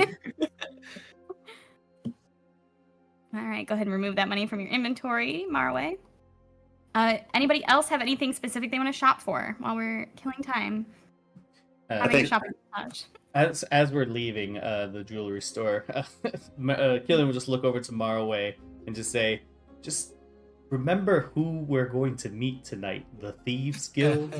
Might not be the best idea to wear flashy jewelry when we're meeting the Thieves Guild. Again, taking things that don't belong to you is completely unforgivable. If they go that route, then they're just bad people, and they were going to be bad people anyway. That'll just show us that they're bad people. I think the name Thieves Guild proves that they're probably not the best people regardless, but I just want you to protect those jewels that you have. That's all. I mean, I'm not going to go talk to them because I don't have, again, the face of poker that you have. The famous non-card game, poker. Sausage finger and like kind of touches the delicate thing and like sniffs it a little bit. She's like, what do they do? You see when I do my head like this? And then they like, they sparkle. They reflect the sunlight. You're like, oh god. Okay. Okay. All right. Okay. Seraphina, when he does that, Seraphina's eyes like open really wide, like, that's gorgeous. You look fabulous. Well, thank you. All right. Any other shopping anybody wants to get done? Ados wants to see if he can see some sort of haberdashery where he can buy a new cloak, because it's kind of started to get a little frayed at the hem after some time with traveling with Seraphina, and he wants to dress up a bit. Yeah, there's only so much prestidigitation can fix. So you do manage to find like a nice looking tailor. You go in and it's this little gnome man, and he greets you and says, yes, hello. Oh, I already see the problem, my friend. Would you like me to hem this, or would you like a new one? I would like a new one if you have anything interesting. His current cloak is kind of the colors of the province of Pravos, where he's from, and he wants to go a little more incognito and not necessarily just flash his colors, so to speak. So, I'm looking to upgrade. This one has put in enough time, I think. Do you have anything interesting for sale? Oh, I do. I have, he pulls out this sort of peach, orangish, salmony colored cloak. And he says, this one is one that the nobles like to wear. We have this one in midnight black that I think would suit your skin tone quite nicely. And I have this, I know it looks like the Knights of Lena, but this beautiful blue, this light blue, is also a nice color that people tend to wear. It seems to be in fashion this year. Ados is completely covered in dark grays and black. And he waves away the blue. He's like, no, it'll clash too much, and it'll just muddy my skin tone. His blue skin tone. You're right. Absolutely, you're right. And he digs through the rack a little bit further, and he says, this might be the one. And it's this, like, sort of slate gray, but it's made of this very sheeny silk that just catches the light in ways that it almost shines like white in certain lights. It's just like this very satiny, and it's thick, like it's a winter cloak. He says, now I know it's not the season for it, and Tuzenkin is certainly not the city for something this heavy, but I think it would suit your general demeanor here quite nicely. And he kind of shows you, like he holds it up, like in the inside, it's this dark gray, but he moves it over to the window, and it has this beautiful shine to it. It just screams like, I got money. That is a beautiful piece. How much is this one going for? This one I can give you for let's say 15 gold. Oh, done. Absolutely. This is it's an exquisite piece and a fair price. Incredible. And he takes you over and checks you out and says, would you like to wear it out today, or would you like it in a bag? I would like to wear it out. I'm going to a special occasion tonight. If you'd like, you can keep my old cloak for parts. Is that something? There's a good amount of fabric there that hasn't been stained. I think I can work with it and make a nice hat of some sort. I could give you like 5 silver for the cloak you're wearing on your back. Oh, it's yours. Yes, done. Incredible. And he pays you back 5 silver. He says, please come back. Remember, Hodge is the name. Stop in anytime. Much obliged. You now have this quite nice, thick satin cloak. And with that, let's go ahead and take a quick break. Thank you all for waiting, and welcome back, dice rollers and spell slingers. You all just realized that you've been summoned by a thieves guild in the city of Tuzenkin.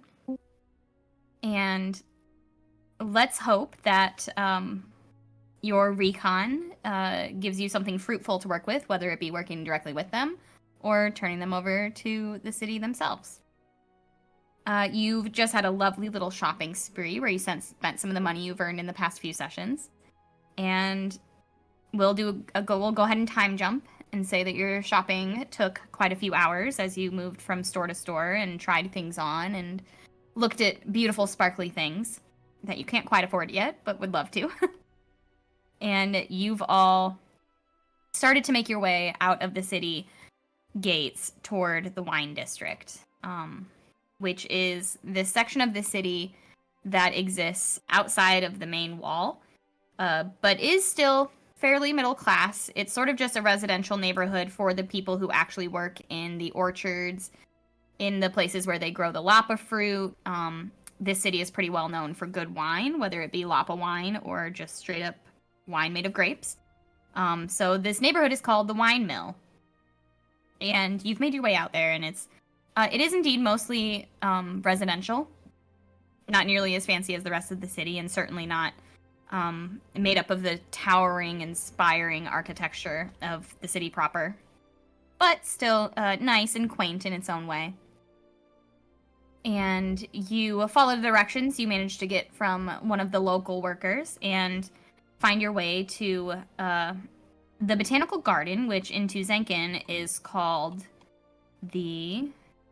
Give me 1 second, I've got a lot of information. Viticultural garden. It has this really big, beautiful wooden signage above it. And it appears to be this sort of park, this sort of public park and public garden where people can observe the less local fauna, but interesting exotic plants and specialty fauna of the area. And so we'll say you all get there a few hours before when you're supposed to be meeting up with this thieves guild, so that you have a little bit of time to stake out the area and get a feel for the land. What would you like to do once you're at the gate of this park? Thank God we got here early. I would love a glass of wine. Ooh, I hope they have a pink wine.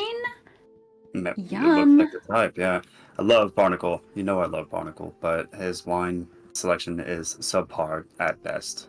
So, yes, if we can quickly make our way to, the nearest wine bar, I'm sure that there's one nearby. And, yeah. We also need to talk about who's meeting with these people and who's not. Yes, that too, of course.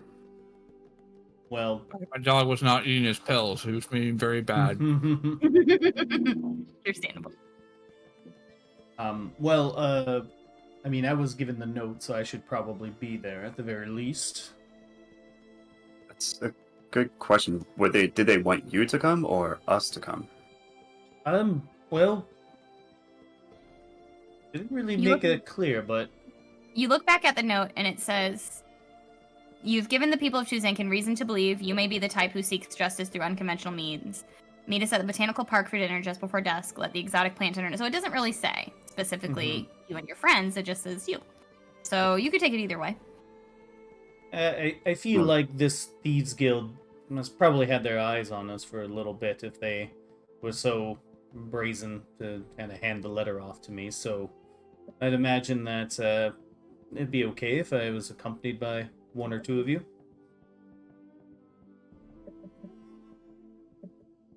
I would love to go. Thank you. Overwhelming, yeah. Might be a little overwhelming if all of us just march in there, and goodness knows somebody's got to keep Marroway out of trouble, so I can hang back and watch him. Marroway, you seem not to be a huge fan of thieving in general. Is that accurate? That would be most accurate. It's a breach of etiquette. It's not a good thing to do. Yeah, maybe hang back and enjoy the garden for some time. That sounds nice. So Kilian, you're going, obviously. Seraphina, you want to go? Of course. Is that enough? Do you think there should be more? I can go if you need someone that needs to watch your back, or if you need require some type of healing of some type, I can also go. I feel like this might require a little bit more of a subtle approach. Zata, you kind of, no offense, stick out a little bit for this thieves guild business. You might should hang back with us, and we can kind of keep an eye. We can watch their back still, just from a little bit of ways. Yeah, so as things turn south, you can rush in bravely and fiercely and save us all. Yeah, I don't mind. Yeah, Eidos, I believe you should accompany us as well.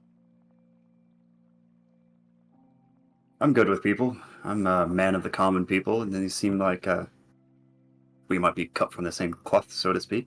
I can help out. In that case, should we find this exotic plant tender and let them know that we've arrived? Well, they Before wanted... you do that, we should probably find out where the rest of us will be waiting, just in case things go awry. We have a way to, like, signal each other. We still have a little bit of time before the designated meeting time, so I think what Marroway said, we should maybe find a rendezvous spot. And scope out the place of the meeting to see if we can see into it, or at least hear through a hedge, or... Yeah. I feel as though it might be a good idea if we do meet these individuals. I would have to imagine they're going to bring us to some other kind of location, unless they have no qualms with talking shop out in the public. But I imagine they'd want to keep their dealings a little bit secret. So if we do end up being, let's say, escorted to another area, it would be best if you guys were able to keep an eye on us from a distance at the very least. We are at the botanical park now, right? Mm-hmm. How big is this place? It's a full-size park. I would say it's like maybe 2 miles in circumference and radius. Is it all like built? Is it all just like park and flowers, or is there like a little building here, a little thing there? There are quite a few buildings. There's a like a little apothecary. There's a greenhouse. There's a small little pond on which there's a little like tea room that people can go to. But mostly it's these like wooden paths kind of raised up off the ground, because it's a lot of sort of orchard land from them. Imagine like an orchard almost, but more public. And then there's specific like displays and specific spaces that are just made for certain kinds of plants or plants from different areas of the world. Sweet. So you can't do everything from one spot. There's certainly lots of trees and things. It's very naturalistic. But you could feasibly kind of find places to stake out. I was waiting on you to say hedge maze that entire time. Thank you for that. You have no idea how hard it was for me not to put a hedge maze. I don't think I would have been that strong. Don't even know. I've got to save it. Okay. Well, it sounds like this exotic plant keeper is going to lead us to whatever location we're meant to meet this Thieves Guild person. So maybe once we find them, split up, and the people watching us hang back while we speak to them and see where they take us from there. Or maybe just house up in a central location where they can watch us from afar and hope that we walk into the same area. What do y'all think? I kind of get the feeling that they'll also have eyes on the situation, this guild. I doubt they'd just leave their, wherever we're being maybe escorted or wherever we're having the conversation. I'd assume they're going to have some eyes and probably some crossbows pointed at us from a distance that we can't see. So I think we do need to be cautious, and I think maybe we should go into this somewhat agreeable to their terms, as not to arouse too much suspicion. Obviously go in with a little bit of caution, but we don't want to be immediately dismissive of whatever their purpose is for reaching out to us. Certainly. And maybe we should avoid the cloak and dagger and just come into it earnestly. We've done nothing wrong and we're not members. We could say we have a small regiment of fighters watching just in case. Sure, they would understand the need for protection. Couldn't agree more.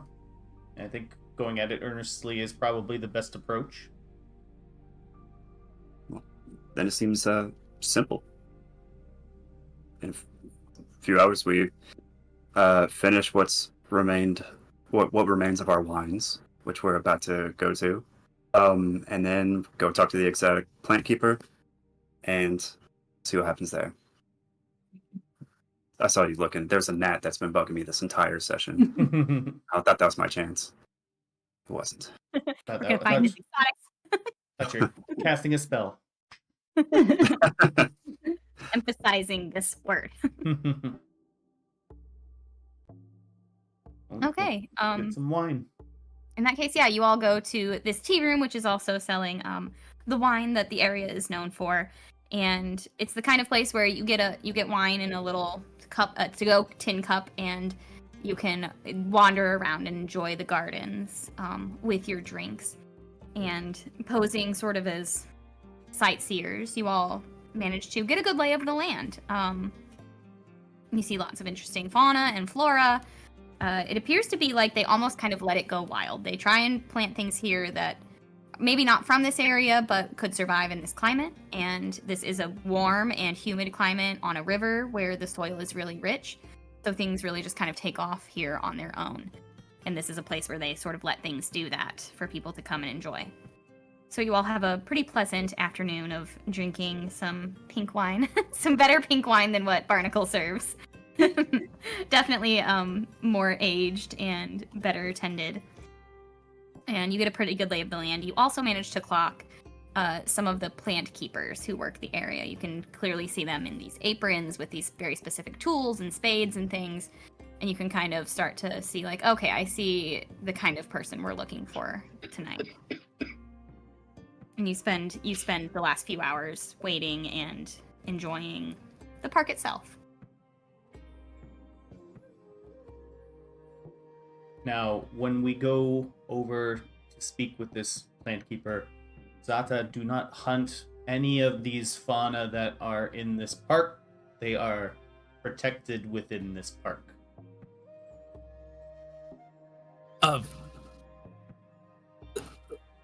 Okay.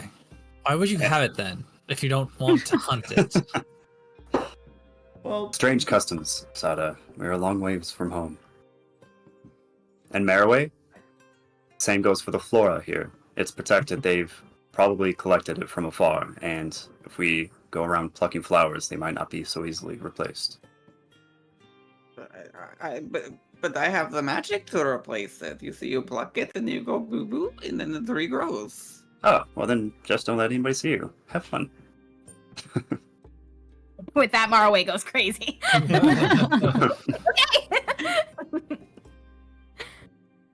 At Marroway, you find some very pretty, unique flowers that even the Fey realm can't quite offer up to you. And you pick some pretty flowers throughout the day, and everywhere that you pick a flower, you make sure that 2 more bloom in its place. The bugs seem to be happy with that. And after a while, are you going to split up before you try and find this exotic planter, or are you going to stay together? How do you want to do this? I think we're gonna split up initially and have like the 3 of us approach the plant seller. All right. Yeah, just as the sun is getting low in the sky, you guys are like, okay, this is probably about our time to make some moves here. And you all sort of give each other the nod. Some of you move further away from the rest of the group, sort of disperse amongst the plants and the wildlife, while the 3 of you who want to meet up begin wandering and looking for this exotic plant keeper. And you've noticed that some of the people who have been working here throughout the day have started to leave. However, one person stands out. You guys have managed to find this part of the garden that is very much full of these strangely colored blooms, like green flowers and blue flowers and black flowers. You're like, this must be the exotic section. And you find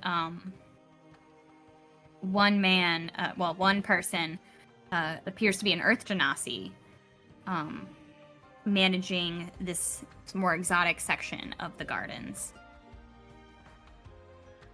And the rest of you sort of have an eye line on the group, sort of trailing them in the path as they find this Earth Genasi, who doesn't seem to be doing very much of a job. More or less just tending things, plucking a few dead leaves here and there. Sort of killing time, it appears. Kilian will walk up to the Earth Genasi. Well, these are mighty beautiful flowers that you have here. I love the all the colorings of them, the blues, the blacks. They're very flowery, these flowers. They say. Indeed they are, yes. Thank you for noticing. The city's quite proud of what we've accomplished here. Yeah, my friend Compeer Valka said I should come and check out these particular flowers. As you should. And they say, wait here, I have a particular bloom to show you. I'll go make sure that it's actually opened tonight. And this Earth Genasi wanders away and comes back just a couple seconds later and says, Commander Valka will see you back here by the fountain. And gestures for you to follow them back between these very large bushes, and you sort of find this nice little seating area around this low fountain. It's not even really so much a fountain as it is just a part of a naturally occurring stream that they've sort of built up with a very low-lying well of some sort, so that it has these beautiful, like, lily pads and different, like, frogs and things living in it. So it's almost like a man-made pond and a naturally cleaning fountain. There's some benches and some picnic tables. And you find Compeer Valka sitting there. They appear to be a very pretty, although ruggedly dressed and shorn half-orc woman, maybe in her late 30s, and she stands confidently as you all come around these bushes into this small little section of the garden that's very private compared to the rest of the space. Those of you who are watching kind of lose eyeline of them, but you see the Earth Genasi lead them back and walk back out themselves. And you all just sort of linger sort of in the area. And Compeer Valka says, I believe I should be pleased that you've accepted my invitation. I understand that this morning you met with some high-standing officials here in our fine city. Please sit. Let's have a conversation. Well, sounds as though your network is quite well informed, as Kilian kind of takes a seat nearby. Eidos will sit next to him on the bench and extravagantly pushes back his new cloak to sit down and look as put on a pose, basically. Nice. She says, yes, I'm sorry. I feel I've caught you off guard. I did not mean to worry you by not revealing who we are, but you understand. Let me start from the beginning here.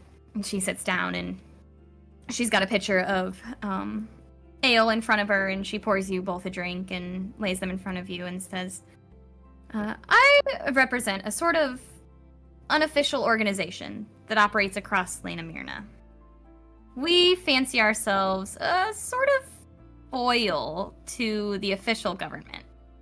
You understand. They tend to make the lives of the small folk a little bit more difficult than is necessary, and we try to rectify that. I understand that that gives us a bad reputation in some circles, but needs must. Where people can't count on the government to take care of them, that's when we show up. Now, that all being said, this makes us a sort of de facto enemy of the state, so to speak. And thus, the required secrecy of a note passed to you by a common street sweep. You wouldn't be surprised to hear that they are one of our top assassins. It's not to brag, but it's pretty easy to get by in this city if you know how to deal with the government. Anyway, I'm relieved to see you aren't merely willing to go against a Knight of Lena, but you're brave and courageous enough to come meet with me tonight. I thank you for that. Would your friends like to join us? Well, we have my two associates right here. I can respect caution, and that's fine. Anyway, our eyes on the street report seeing you a few days ago parading through town with a blue cloak in your custody. you can understand why our ears would perk up when we hear of someone outside of our operation pulling one over on those self-righteous thugs. Well done. Don't know why or how you ended up in that position, but I'm very interested to hear about how you came to arrest a blue cloak. Honestly, even if it's just for the story. Please, indulge me. And it's quite a story, isn't it, Seraphina? Well, I would say that it was more of just a private matter. What's it to you? To me, it's a potential ally. Maybe a potential friend. The Blue Cloaks, while maybe from honorable origins, have grown to, been not so honorable to the small folk. To see one arrested is rare. To see one arrested by someone who's new to my city, rarer. I have a feeling that we might come from the same sense of protecting the people, if you will. So, if you would rather stand up and leave right now, I will cheers you for taking one more thug off the street. If you would like to have a conversation, I'd be happy to oblige. Well, my curiosity is certainly piqued. I'd like to know more about what it is these blue cloaks and city officials are doing with the people that you find so distasteful. Well, see, here's the thing. You two seem particularly well-versed. Honestly, all three of you seem pretty well-versed in the workings of government agencies. Have you not noticed that the disparity between the haves and the have-nots grows further every year? Have you not noticed that while the poor are taxed more and more frequently, the rich gain more property? Have you not noticed that no one seems to look at those who own the most land and own the businesses, but no one's looking at the starving and the hungry and the destitute? If you haven't, well, you all appear to be from noble stock. So perhaps I was wrong in inviting you to dinner tonight, but I'm hoping and hedging my bets that perhaps I was right, that maybe you'd be interested in stopping a little bit more of the rot that happens within the government of this city. I could be wrong, though. She takes a drink of her ale. Well, I can't deny that we've seen firsthand that some of the spoils that the rich seem to indulge in. Seeing how you knew that we went to City Hall today. Yeah, the thing about being an organization for the little people is that no one looks down to see who's watching.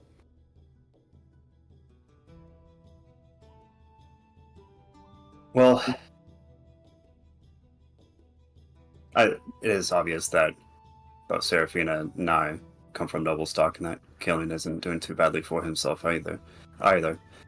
But maybe our philosophies are not too polarized.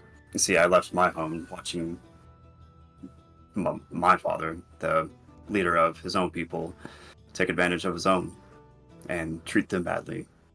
This rot that you talk of was ever present where I'm from. And as heir apparent, I didn't want to have anything to do with it.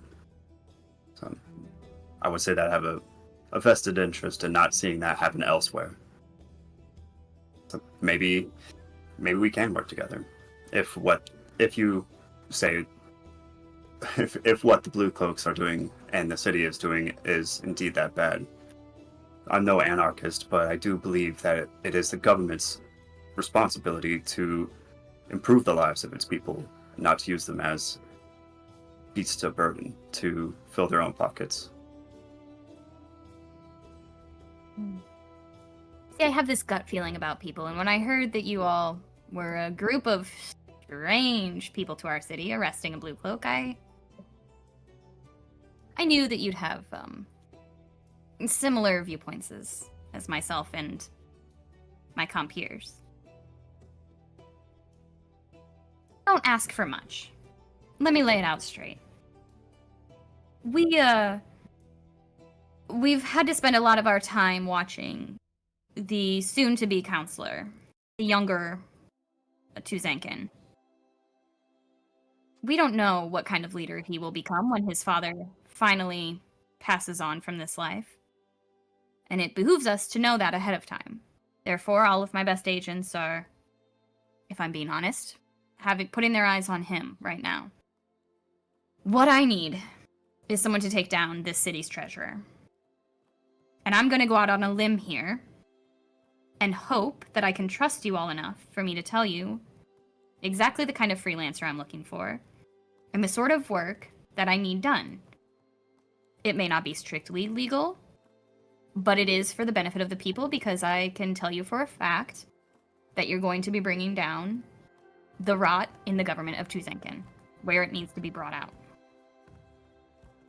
If that doesn't interest you, you tell me now. We'll serve dessert, we'll go on our ways, and we'll be watching to make sure you don't sell us out to the governor. If that's not the case, we could pay you quite handsomely if you would just help us stop this, frankly, criminal. If you're against thievery, this man has been stealing from the small people of Tuzank for years. Tell us more about the treasurer and their misdeeds that they've done. This man, his name is Lord Herron. My records show that he's been exploiting the city's poor for almost as many years as he's been in office. You see, he works directly under the old Olpart Tuzank as the city's treasurer. And lately, now more than ever, he's been using Olpart's deteriorating mental condition to overtax the poor and skim tax money off the top for himself. That's what I can prove. That's not enough to bring him down. I need more. I have reason to believe that he's recently acquired a magical artifact that somehow enhances his power and influence. I could track down the day in which he brought it into his home, and I can line that up with the increased tax rates that just came out in the past few months. Not for the upper class, but of course, for the people already struggling. It's no coincidence that these two things aligned, and I just need someone who can prove it for me, while my team are focused on the bigger fish to fry, if you will. So you're just specifically looking for evidence of this Lord Herron's exploitation. Precisely. Which is the only reason I would ever try and put something like this on a group of unknown freelancers. It behooves me to keep my people on the Tuzank family and get this one squashed while we have the chance. And I don't need you to squash him yourselves. All I need is the proof enough to bring him down in the court of law. So I'm not too fond of politics, but what kind of evidence would you need to, and who would you bring this information to? You know, it seems as though Lord Olpart himself is, you know, the highest ranking member of the council here. Indeed. It's not so much that I need evidence. Evidence is a sort of a benefit of what I need you to do. What I need is for a group of talented individuals to steal back the artifact that he has, so I can redistribute it to the people who need it. I don't know what it does, but whatever it does, it's allowed him to gain more money and more power and more influence on the old man. If I can rip that out of his hands, I'd gladly do it. Better still if it's something useful to the people here on the outskirts. So that's number one priority. Get that artifact out of his home and bring it back to me. If, by doing so, you also manage to find more evidence that I can have my people bring straight to the counselor without putting our guild's name in vain, all the better. All the more money I'd be willing to pay. And Is there any idea of what this artifact is? Is it something that he carries on his person, or is it something that he would leave at home? Seems it's Unfortunately, quite valuable. I don't have much to go on. I assume it's highly valuable because it is in his manor, I believe, at all times. I don't think he has to carry it on his person for it to work. His manor has updated its security, and the Copper Cloaks have been patrolling the area more and more ever since we saw this item go into his home. I have no idea how he's managed to protect it. Other than that, I know that he has a vault in his home, being the city treasurer. He has to keep his money somewhere, and we've managed to pull his bank records, and it's certainly not in the public banks. Therefore, I have reason to believe he has a vault inside his personal home, that he's paying off city guard to protect him, and that whatever this thing is as removable as it was gainable for him. What I need is someone to figure out how to get it, and how to get it out. Well, what do you... So Go ahead. So as she's describing this, Seraphina has a very furrowed brow, and she's very quiet, because she has no sense of wealth disparities. But she looks to Eidos to see what he's doing. Eidos will think for a second and say, well, it seems like a most amenable task. I think, anyway, I can speak on behalf of my companions. We'll all have to talk about it, but if what you truly want is simply evidence of wrongdoings and to stop said wrongdoings, then, I mean, I would think that it would be our duty to stop it with or without a reward, though we will readily accept it. Let us discuss it and see what we come up with. Please. It appears from the eyes I've had on you since you've managed to save this grand festival of old parts, that you all work well as a team. So I would not accept your acceptance without giving you time to discuss it with your whole group first. So please take this information back to your party, and you can contact me here through Cedar, who you've met outside. Would you like our acceptance, or would you like us to simply come back with the evidence? No, I would like your word that you will keep this conversation to this garden, and just your word that you will return with an answer. I do not need your acceptance until you've had time to think it over. You saw she really kind of responded to you saying something about the duty to... You've kind of earned her trust through this conversation, and she's really putting those eggs in this basket, thinking, they think similarly. I knew it. Seems fair. Kind of giving her some confirmation bias here. Well, I think it's best if we, reconvene with our associates and, maybe come back with our answers. Cedar here all the time? Like, he just waits here the entire day? She says Cedar is a unique sort. He does live here. He is sort of our gatekeeper. So he sleeps. So he's on night watch. He's a night blooming plant, if you will. So come back anytime after the sun begins to set, and you can find him awake and available.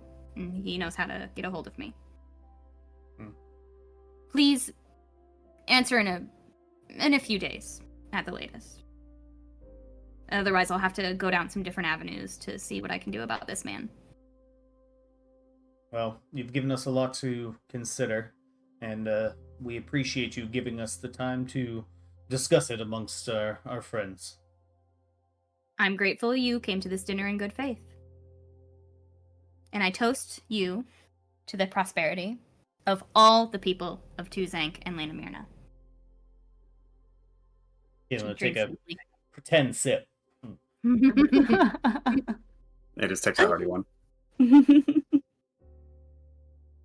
She does not clock that it was a pretend sip. It's beer.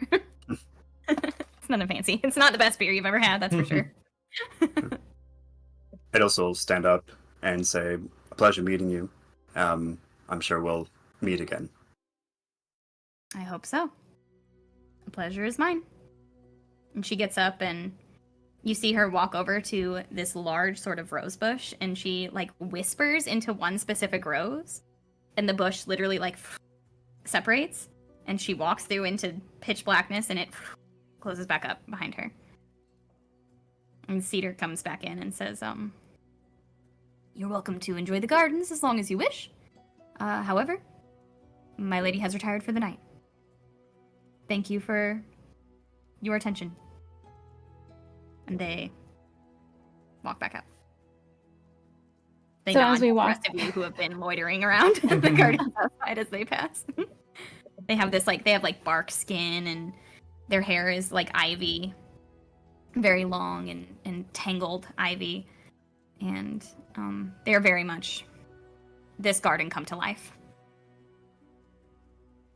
I feel like the lesson of this session is learning how to read the room and know when it's time to leave.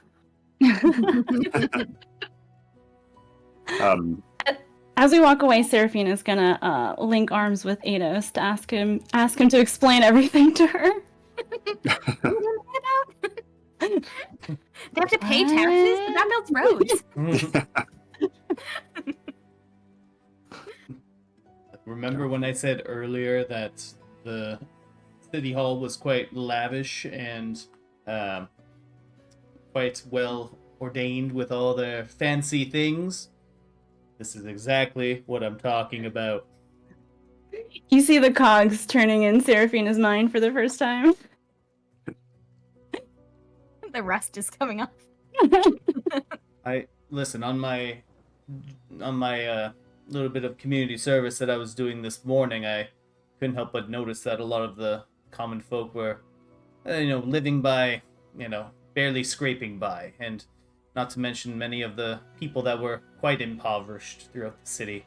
I'd be more interested in maybe talking to the common folk and seeing how these changes to their taxation system came about and when, and its, let's say, necessity in the fact that they were raised to begin with. I think it's best to verify this Valka's story before we make any decisions. Certainly. And maybe let's inquire somewhere a little further away from the City Hall and its coffers. I imagine that life gets a little better the closer you are to it. And at this point, you three rejoin Bula and Marroway and Zata. So how did it go? I think it went well. We have a lot to talk about. Let me guess. They want you to steal something, don't they? In a sense, but Because they are dirty thieves, I told you.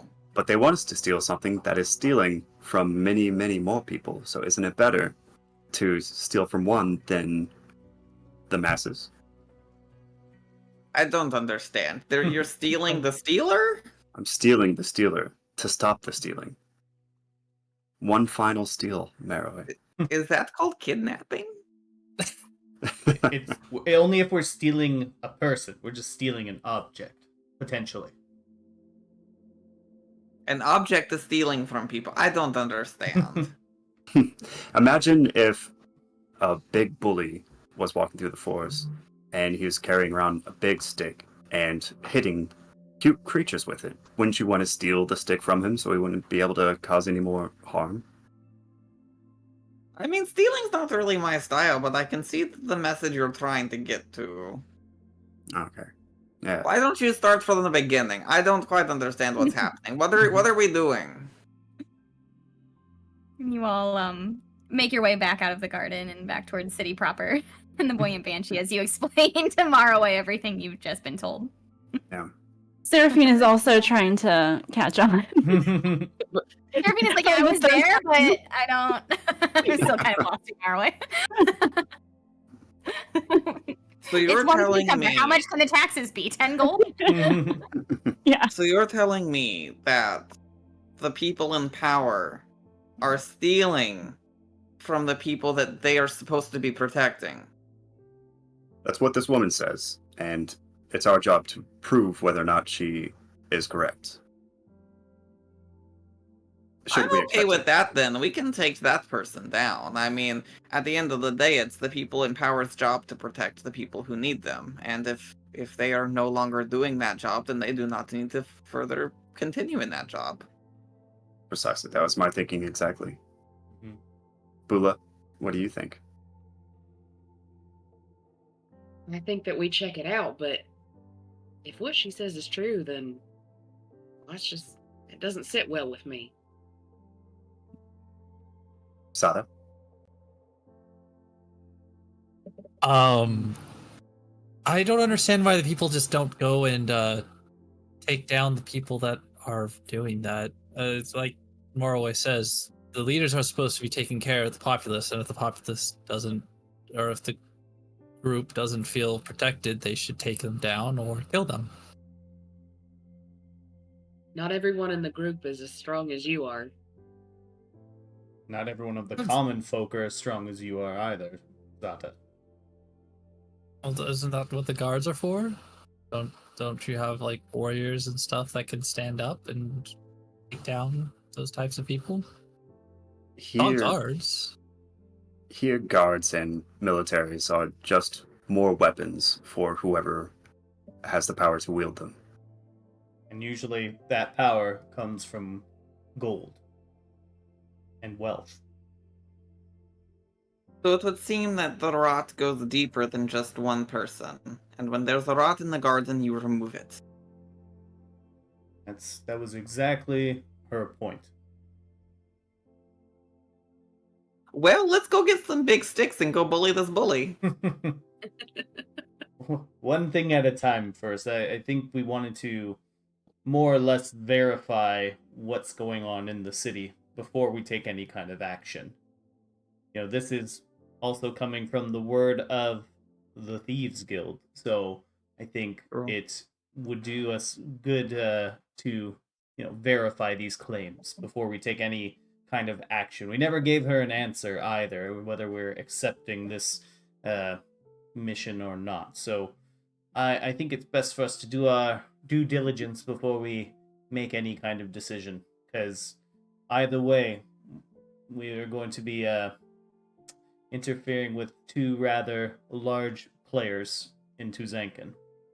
Why don't you just go to the treasurer and ask him, and then if he's lying, we take him out. Exactly.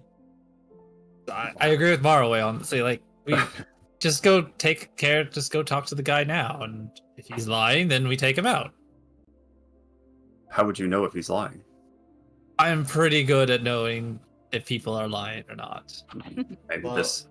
Apparently, this individual carries some kind of magic item that makes them quite persuasive. So you might be bewitched or charmed in some way that deprives you of your mental faculties. Ari will protect me. But what about us? I will protect, and in turn, I will protect you.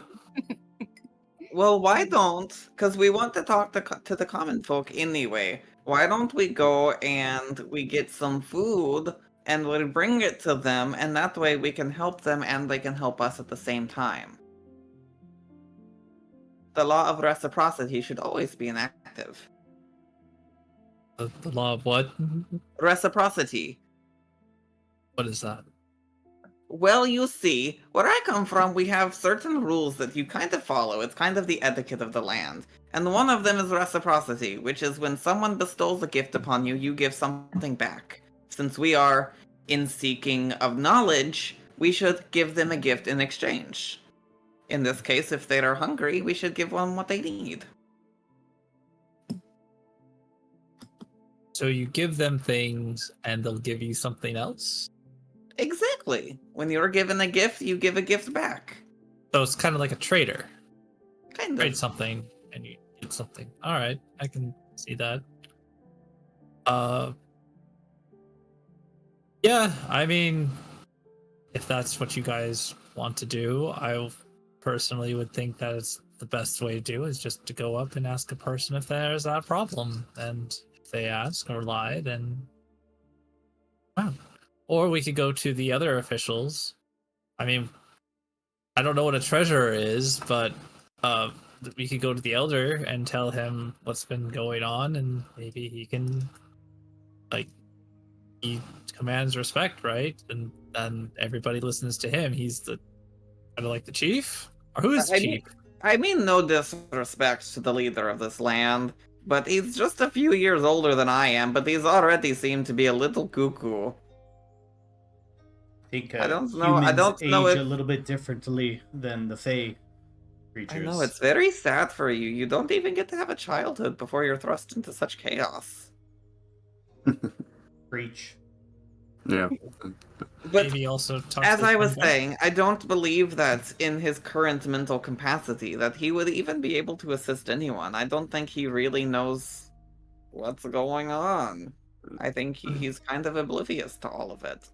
Especially if he's potentially under the spell of whatever artifact this treasurer has.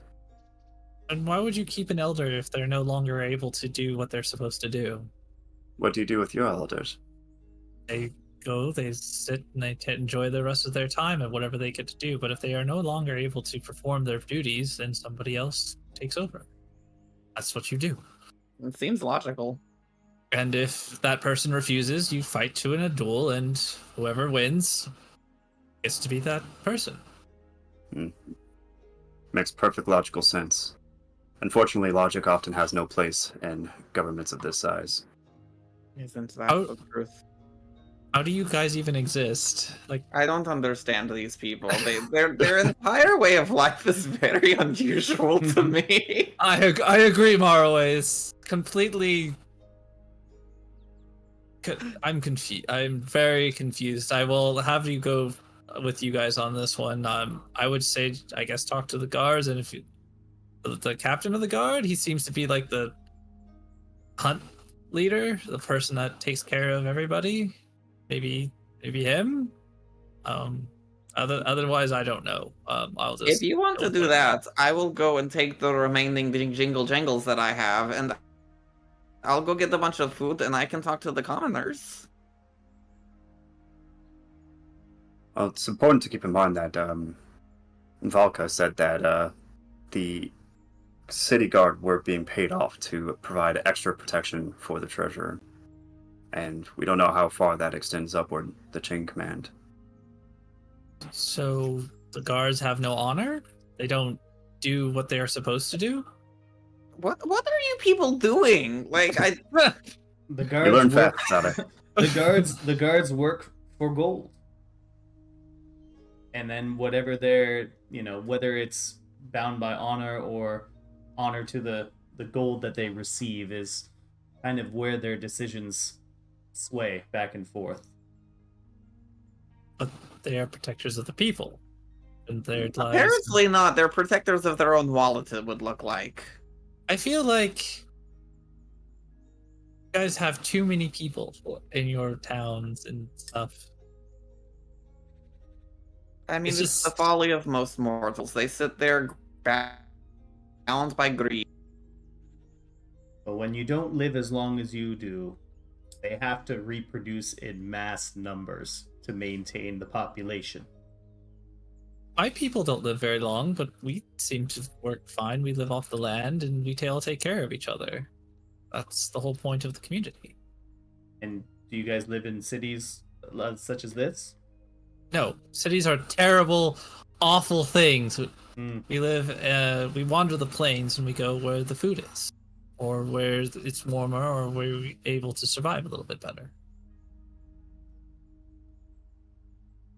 Well, just I mean- judging by your physical characteristics, you have some advantages that I myself, human, do not. If humans are not trained in the ways of the sword, then they have no means of protecting themselves. Have you ever seen a human baby? Very squishy. Very squishy. All humans are squishy. There you go.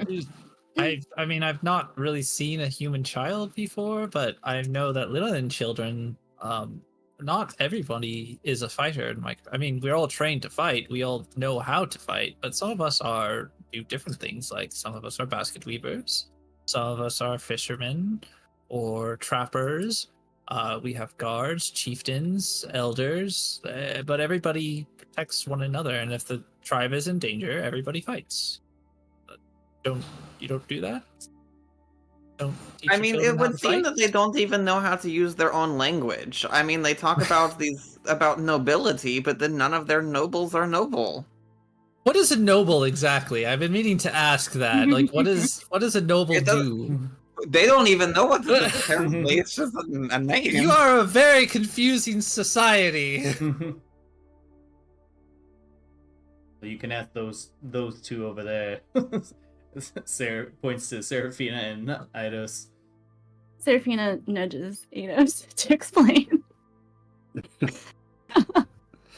Well, it's not a Obviously, noble I can be a noble can be many things, but what it isn't is, and a tasteful fade to black happens as he starts that sentence, and they start walking out of the out of that garden here.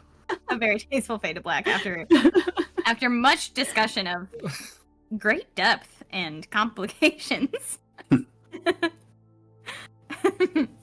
You make your way back to the Buoyant Banshee? What are you gonna do? Oh yeah, we gotta cater with the Buoyant Banshee. We can't go anywhere else. You like that? They let me sleep outside in the ship, boat, whatever that thing's called. All the peace of sleeping on a boat, but without the actual seasickness. It's incredible. Stars above your head. Okay, well, go ahead. I'm good. Yeah, you all make your way back through the city having this. You've been walking and talking this whole time, and Seraphina's been walking and listening, trying to understand. Yeah. as Marroway. And I Bula, feel like Marroway and Zata have been doing the math, but the math just don't math. Doesn't add up. We're like, but yeah, you why? are like, none of this makes sense. Like the bad guys are also the good guys, and vice versa. I'm confused. Yeah, and you all have this very deep philosophical conversation on your way back, and you arrive back at the Buoyant Banshee. I mean, even more exhausted than you started the day. Like, the hangovers have worn off, and now you're just mentally like, what have we gotten ourselves into? This is a lot. How's Barnacle holding up? Barnacle is nowhere to be seen. His wife Hattie is still up. There's like a couple people who wandered in for dinner, like they were like didn't have the energy to cook, and Hattie's like giving them the leftovers from breakfast. What's left after Bula took half of it. And Hattie's like, oh guys, I've had a long day. How about you? The It's- longest. It's been something for sure. Yeah, I have a lot to think about, and I still don't understand it all. Can I I have don't think alcohol? we're ever going to. You have alcohol, of course, my dear. You can have. I think I need some alcohol too at this point. And she gets out a big old cask of whiskey. She's just like, I don't know about y'all, but I need the hard stuff tonight. She starts pouring whiskeys, and she squeezes some lemon in to sort of make an impromptu whiskey sour for everybody. She says, "Here's to a good night of sleep, guys." Cheers as you all, and Is this Hattie? this is Hattie. Yeah. Okay. Say Hattie, we've had a few days of celebration, and I think that we're all thinking about having a day of charity on the morrow, and we need a bounty of food. We're going to go over to some of those in need and hand out food. And yeah, we're wondering how much we could take from the, not take, but pay for, from the Buoyant Banshee. You want to know how many people you could serve with what we've got in stock right now? Sure, yeah, without putting out of business, so to speak. Well, I mean, this is going to be, this is basically the start of the slow season, so hold on, let me run down to the cellar. And she runs down to cold storage and kind of takes stock of the last of the meats and vegetables that they've got down there, and she comes back up and She's got like a written like ledger that she pulled up from downstairs, and she's like, well, we have honestly the season turning right now. We have a lot of the stock that's going to go bad if we don't get rid of it. So I could give you a decent discount to feed maybe a group of 50 if you're just giving them what I've got left. It's not the most high quality foods, but No, it'll it doesn't suffice. need to be. Yeah, I could do that for you. Let me talk to the hubby once he's in a better mind state to do math. I don't know how he's standing today. The stories he was telling yesterday, just the sheer number of ales I watched him put down. Impressive to say the least. Listen, my man, he works hard, but he plays hard. Gods love him. She slams the ledger book closed and she says, let me talk to him once he's awake in the morning, and I'll let you all know at breakfast what that'll run you. Certainly. But we'd be happy to cater as long as you tell people that it all came from the Buoyant Banshee. Of course, and Hattie, just maybe an odd question. I couldn't help but notice when I was helping out around town today that there's a fair number of people seemingly living almost coin to coin, so to speak, rather impoverished. Has this been something going on in Tuzankin for a long time, or is this more of a recent issue with the common folk and, affording their day-to-day lives? Well, we're gonna need another bottle of whiskey to talk economics. And she pulls out a new bottle of whiskey, and We've been doing it for hours. Let's go. she's like, don't get me started about how the men run this city. And she pours everybody another drink, and she says, so you all know Tuzankin is one of the richest cities in Land of Myrna, in the Middle Continent altogether, yes? We have wealth out our asses, if you will. Look at the size of the buildings we've accomplished. Look at the size of our army, of our city guard. Look at the orchards that we have. We have more food than we know what to do with. We throw away perfectly good fruit every year. Could that fruit be distributed to the people? Well, it's not my place to say. I'm simply a barmaid.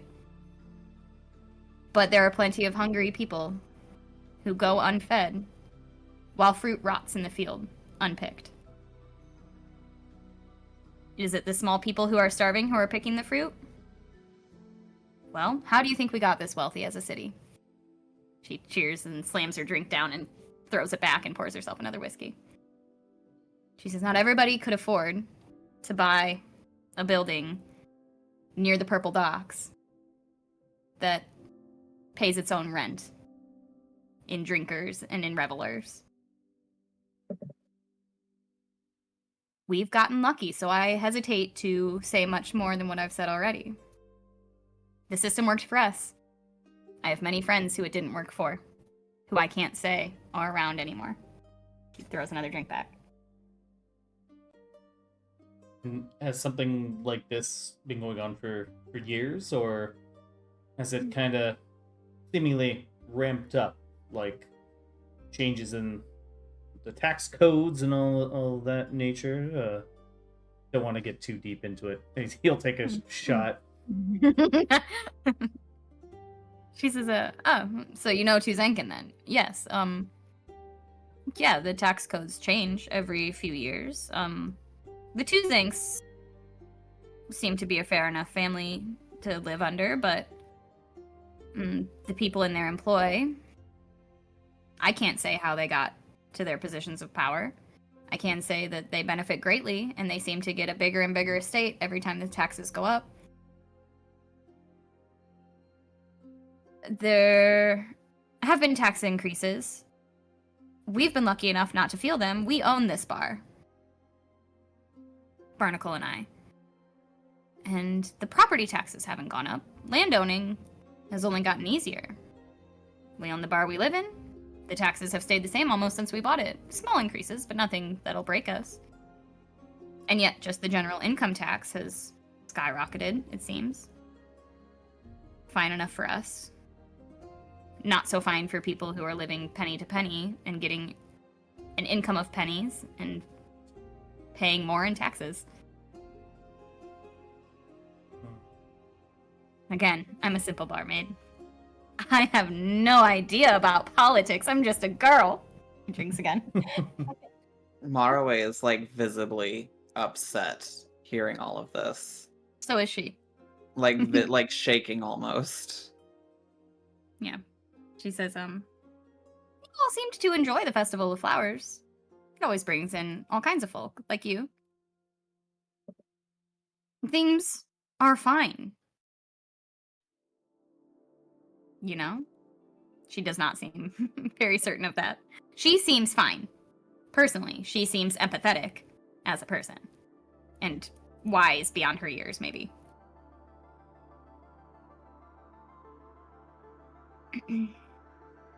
Well, we thank you for being such a fine patron to all of us here. We've enjoyed our stays at the Buoyant Banshee, and well, we hope to continue staying here for a few more nights at the very least. I'm glad.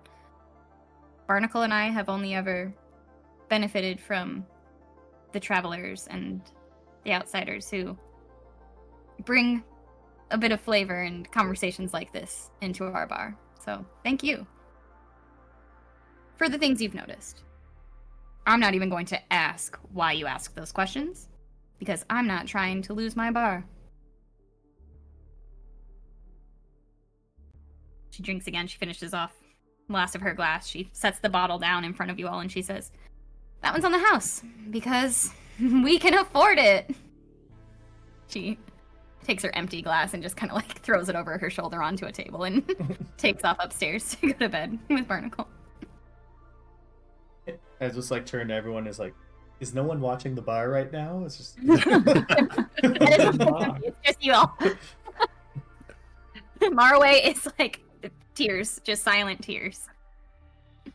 Zata is confused. Serafina is like, people aren't happy? What? Just eyes glazed over. Yeah. Bula's hungry. Bula's at the stove making her own dinner. Reheating some of the meat, pocket meat.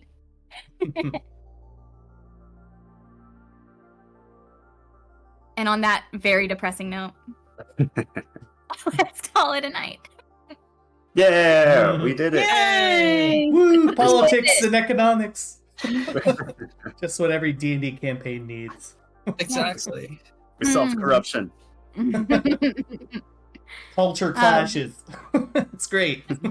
Society With you clashing. all starting to take in the side of Tuzenkin that you hadn't seen before, we're going to go ahead and close it up. Thank you all for watching, and thank you to our incredible Knights of D20 players for playing. We'll be back next Monday at 8 p.m. Eastern, 7 p.m. Central Time to see what happens to our daring and now very disillusioned adventurers. Good night.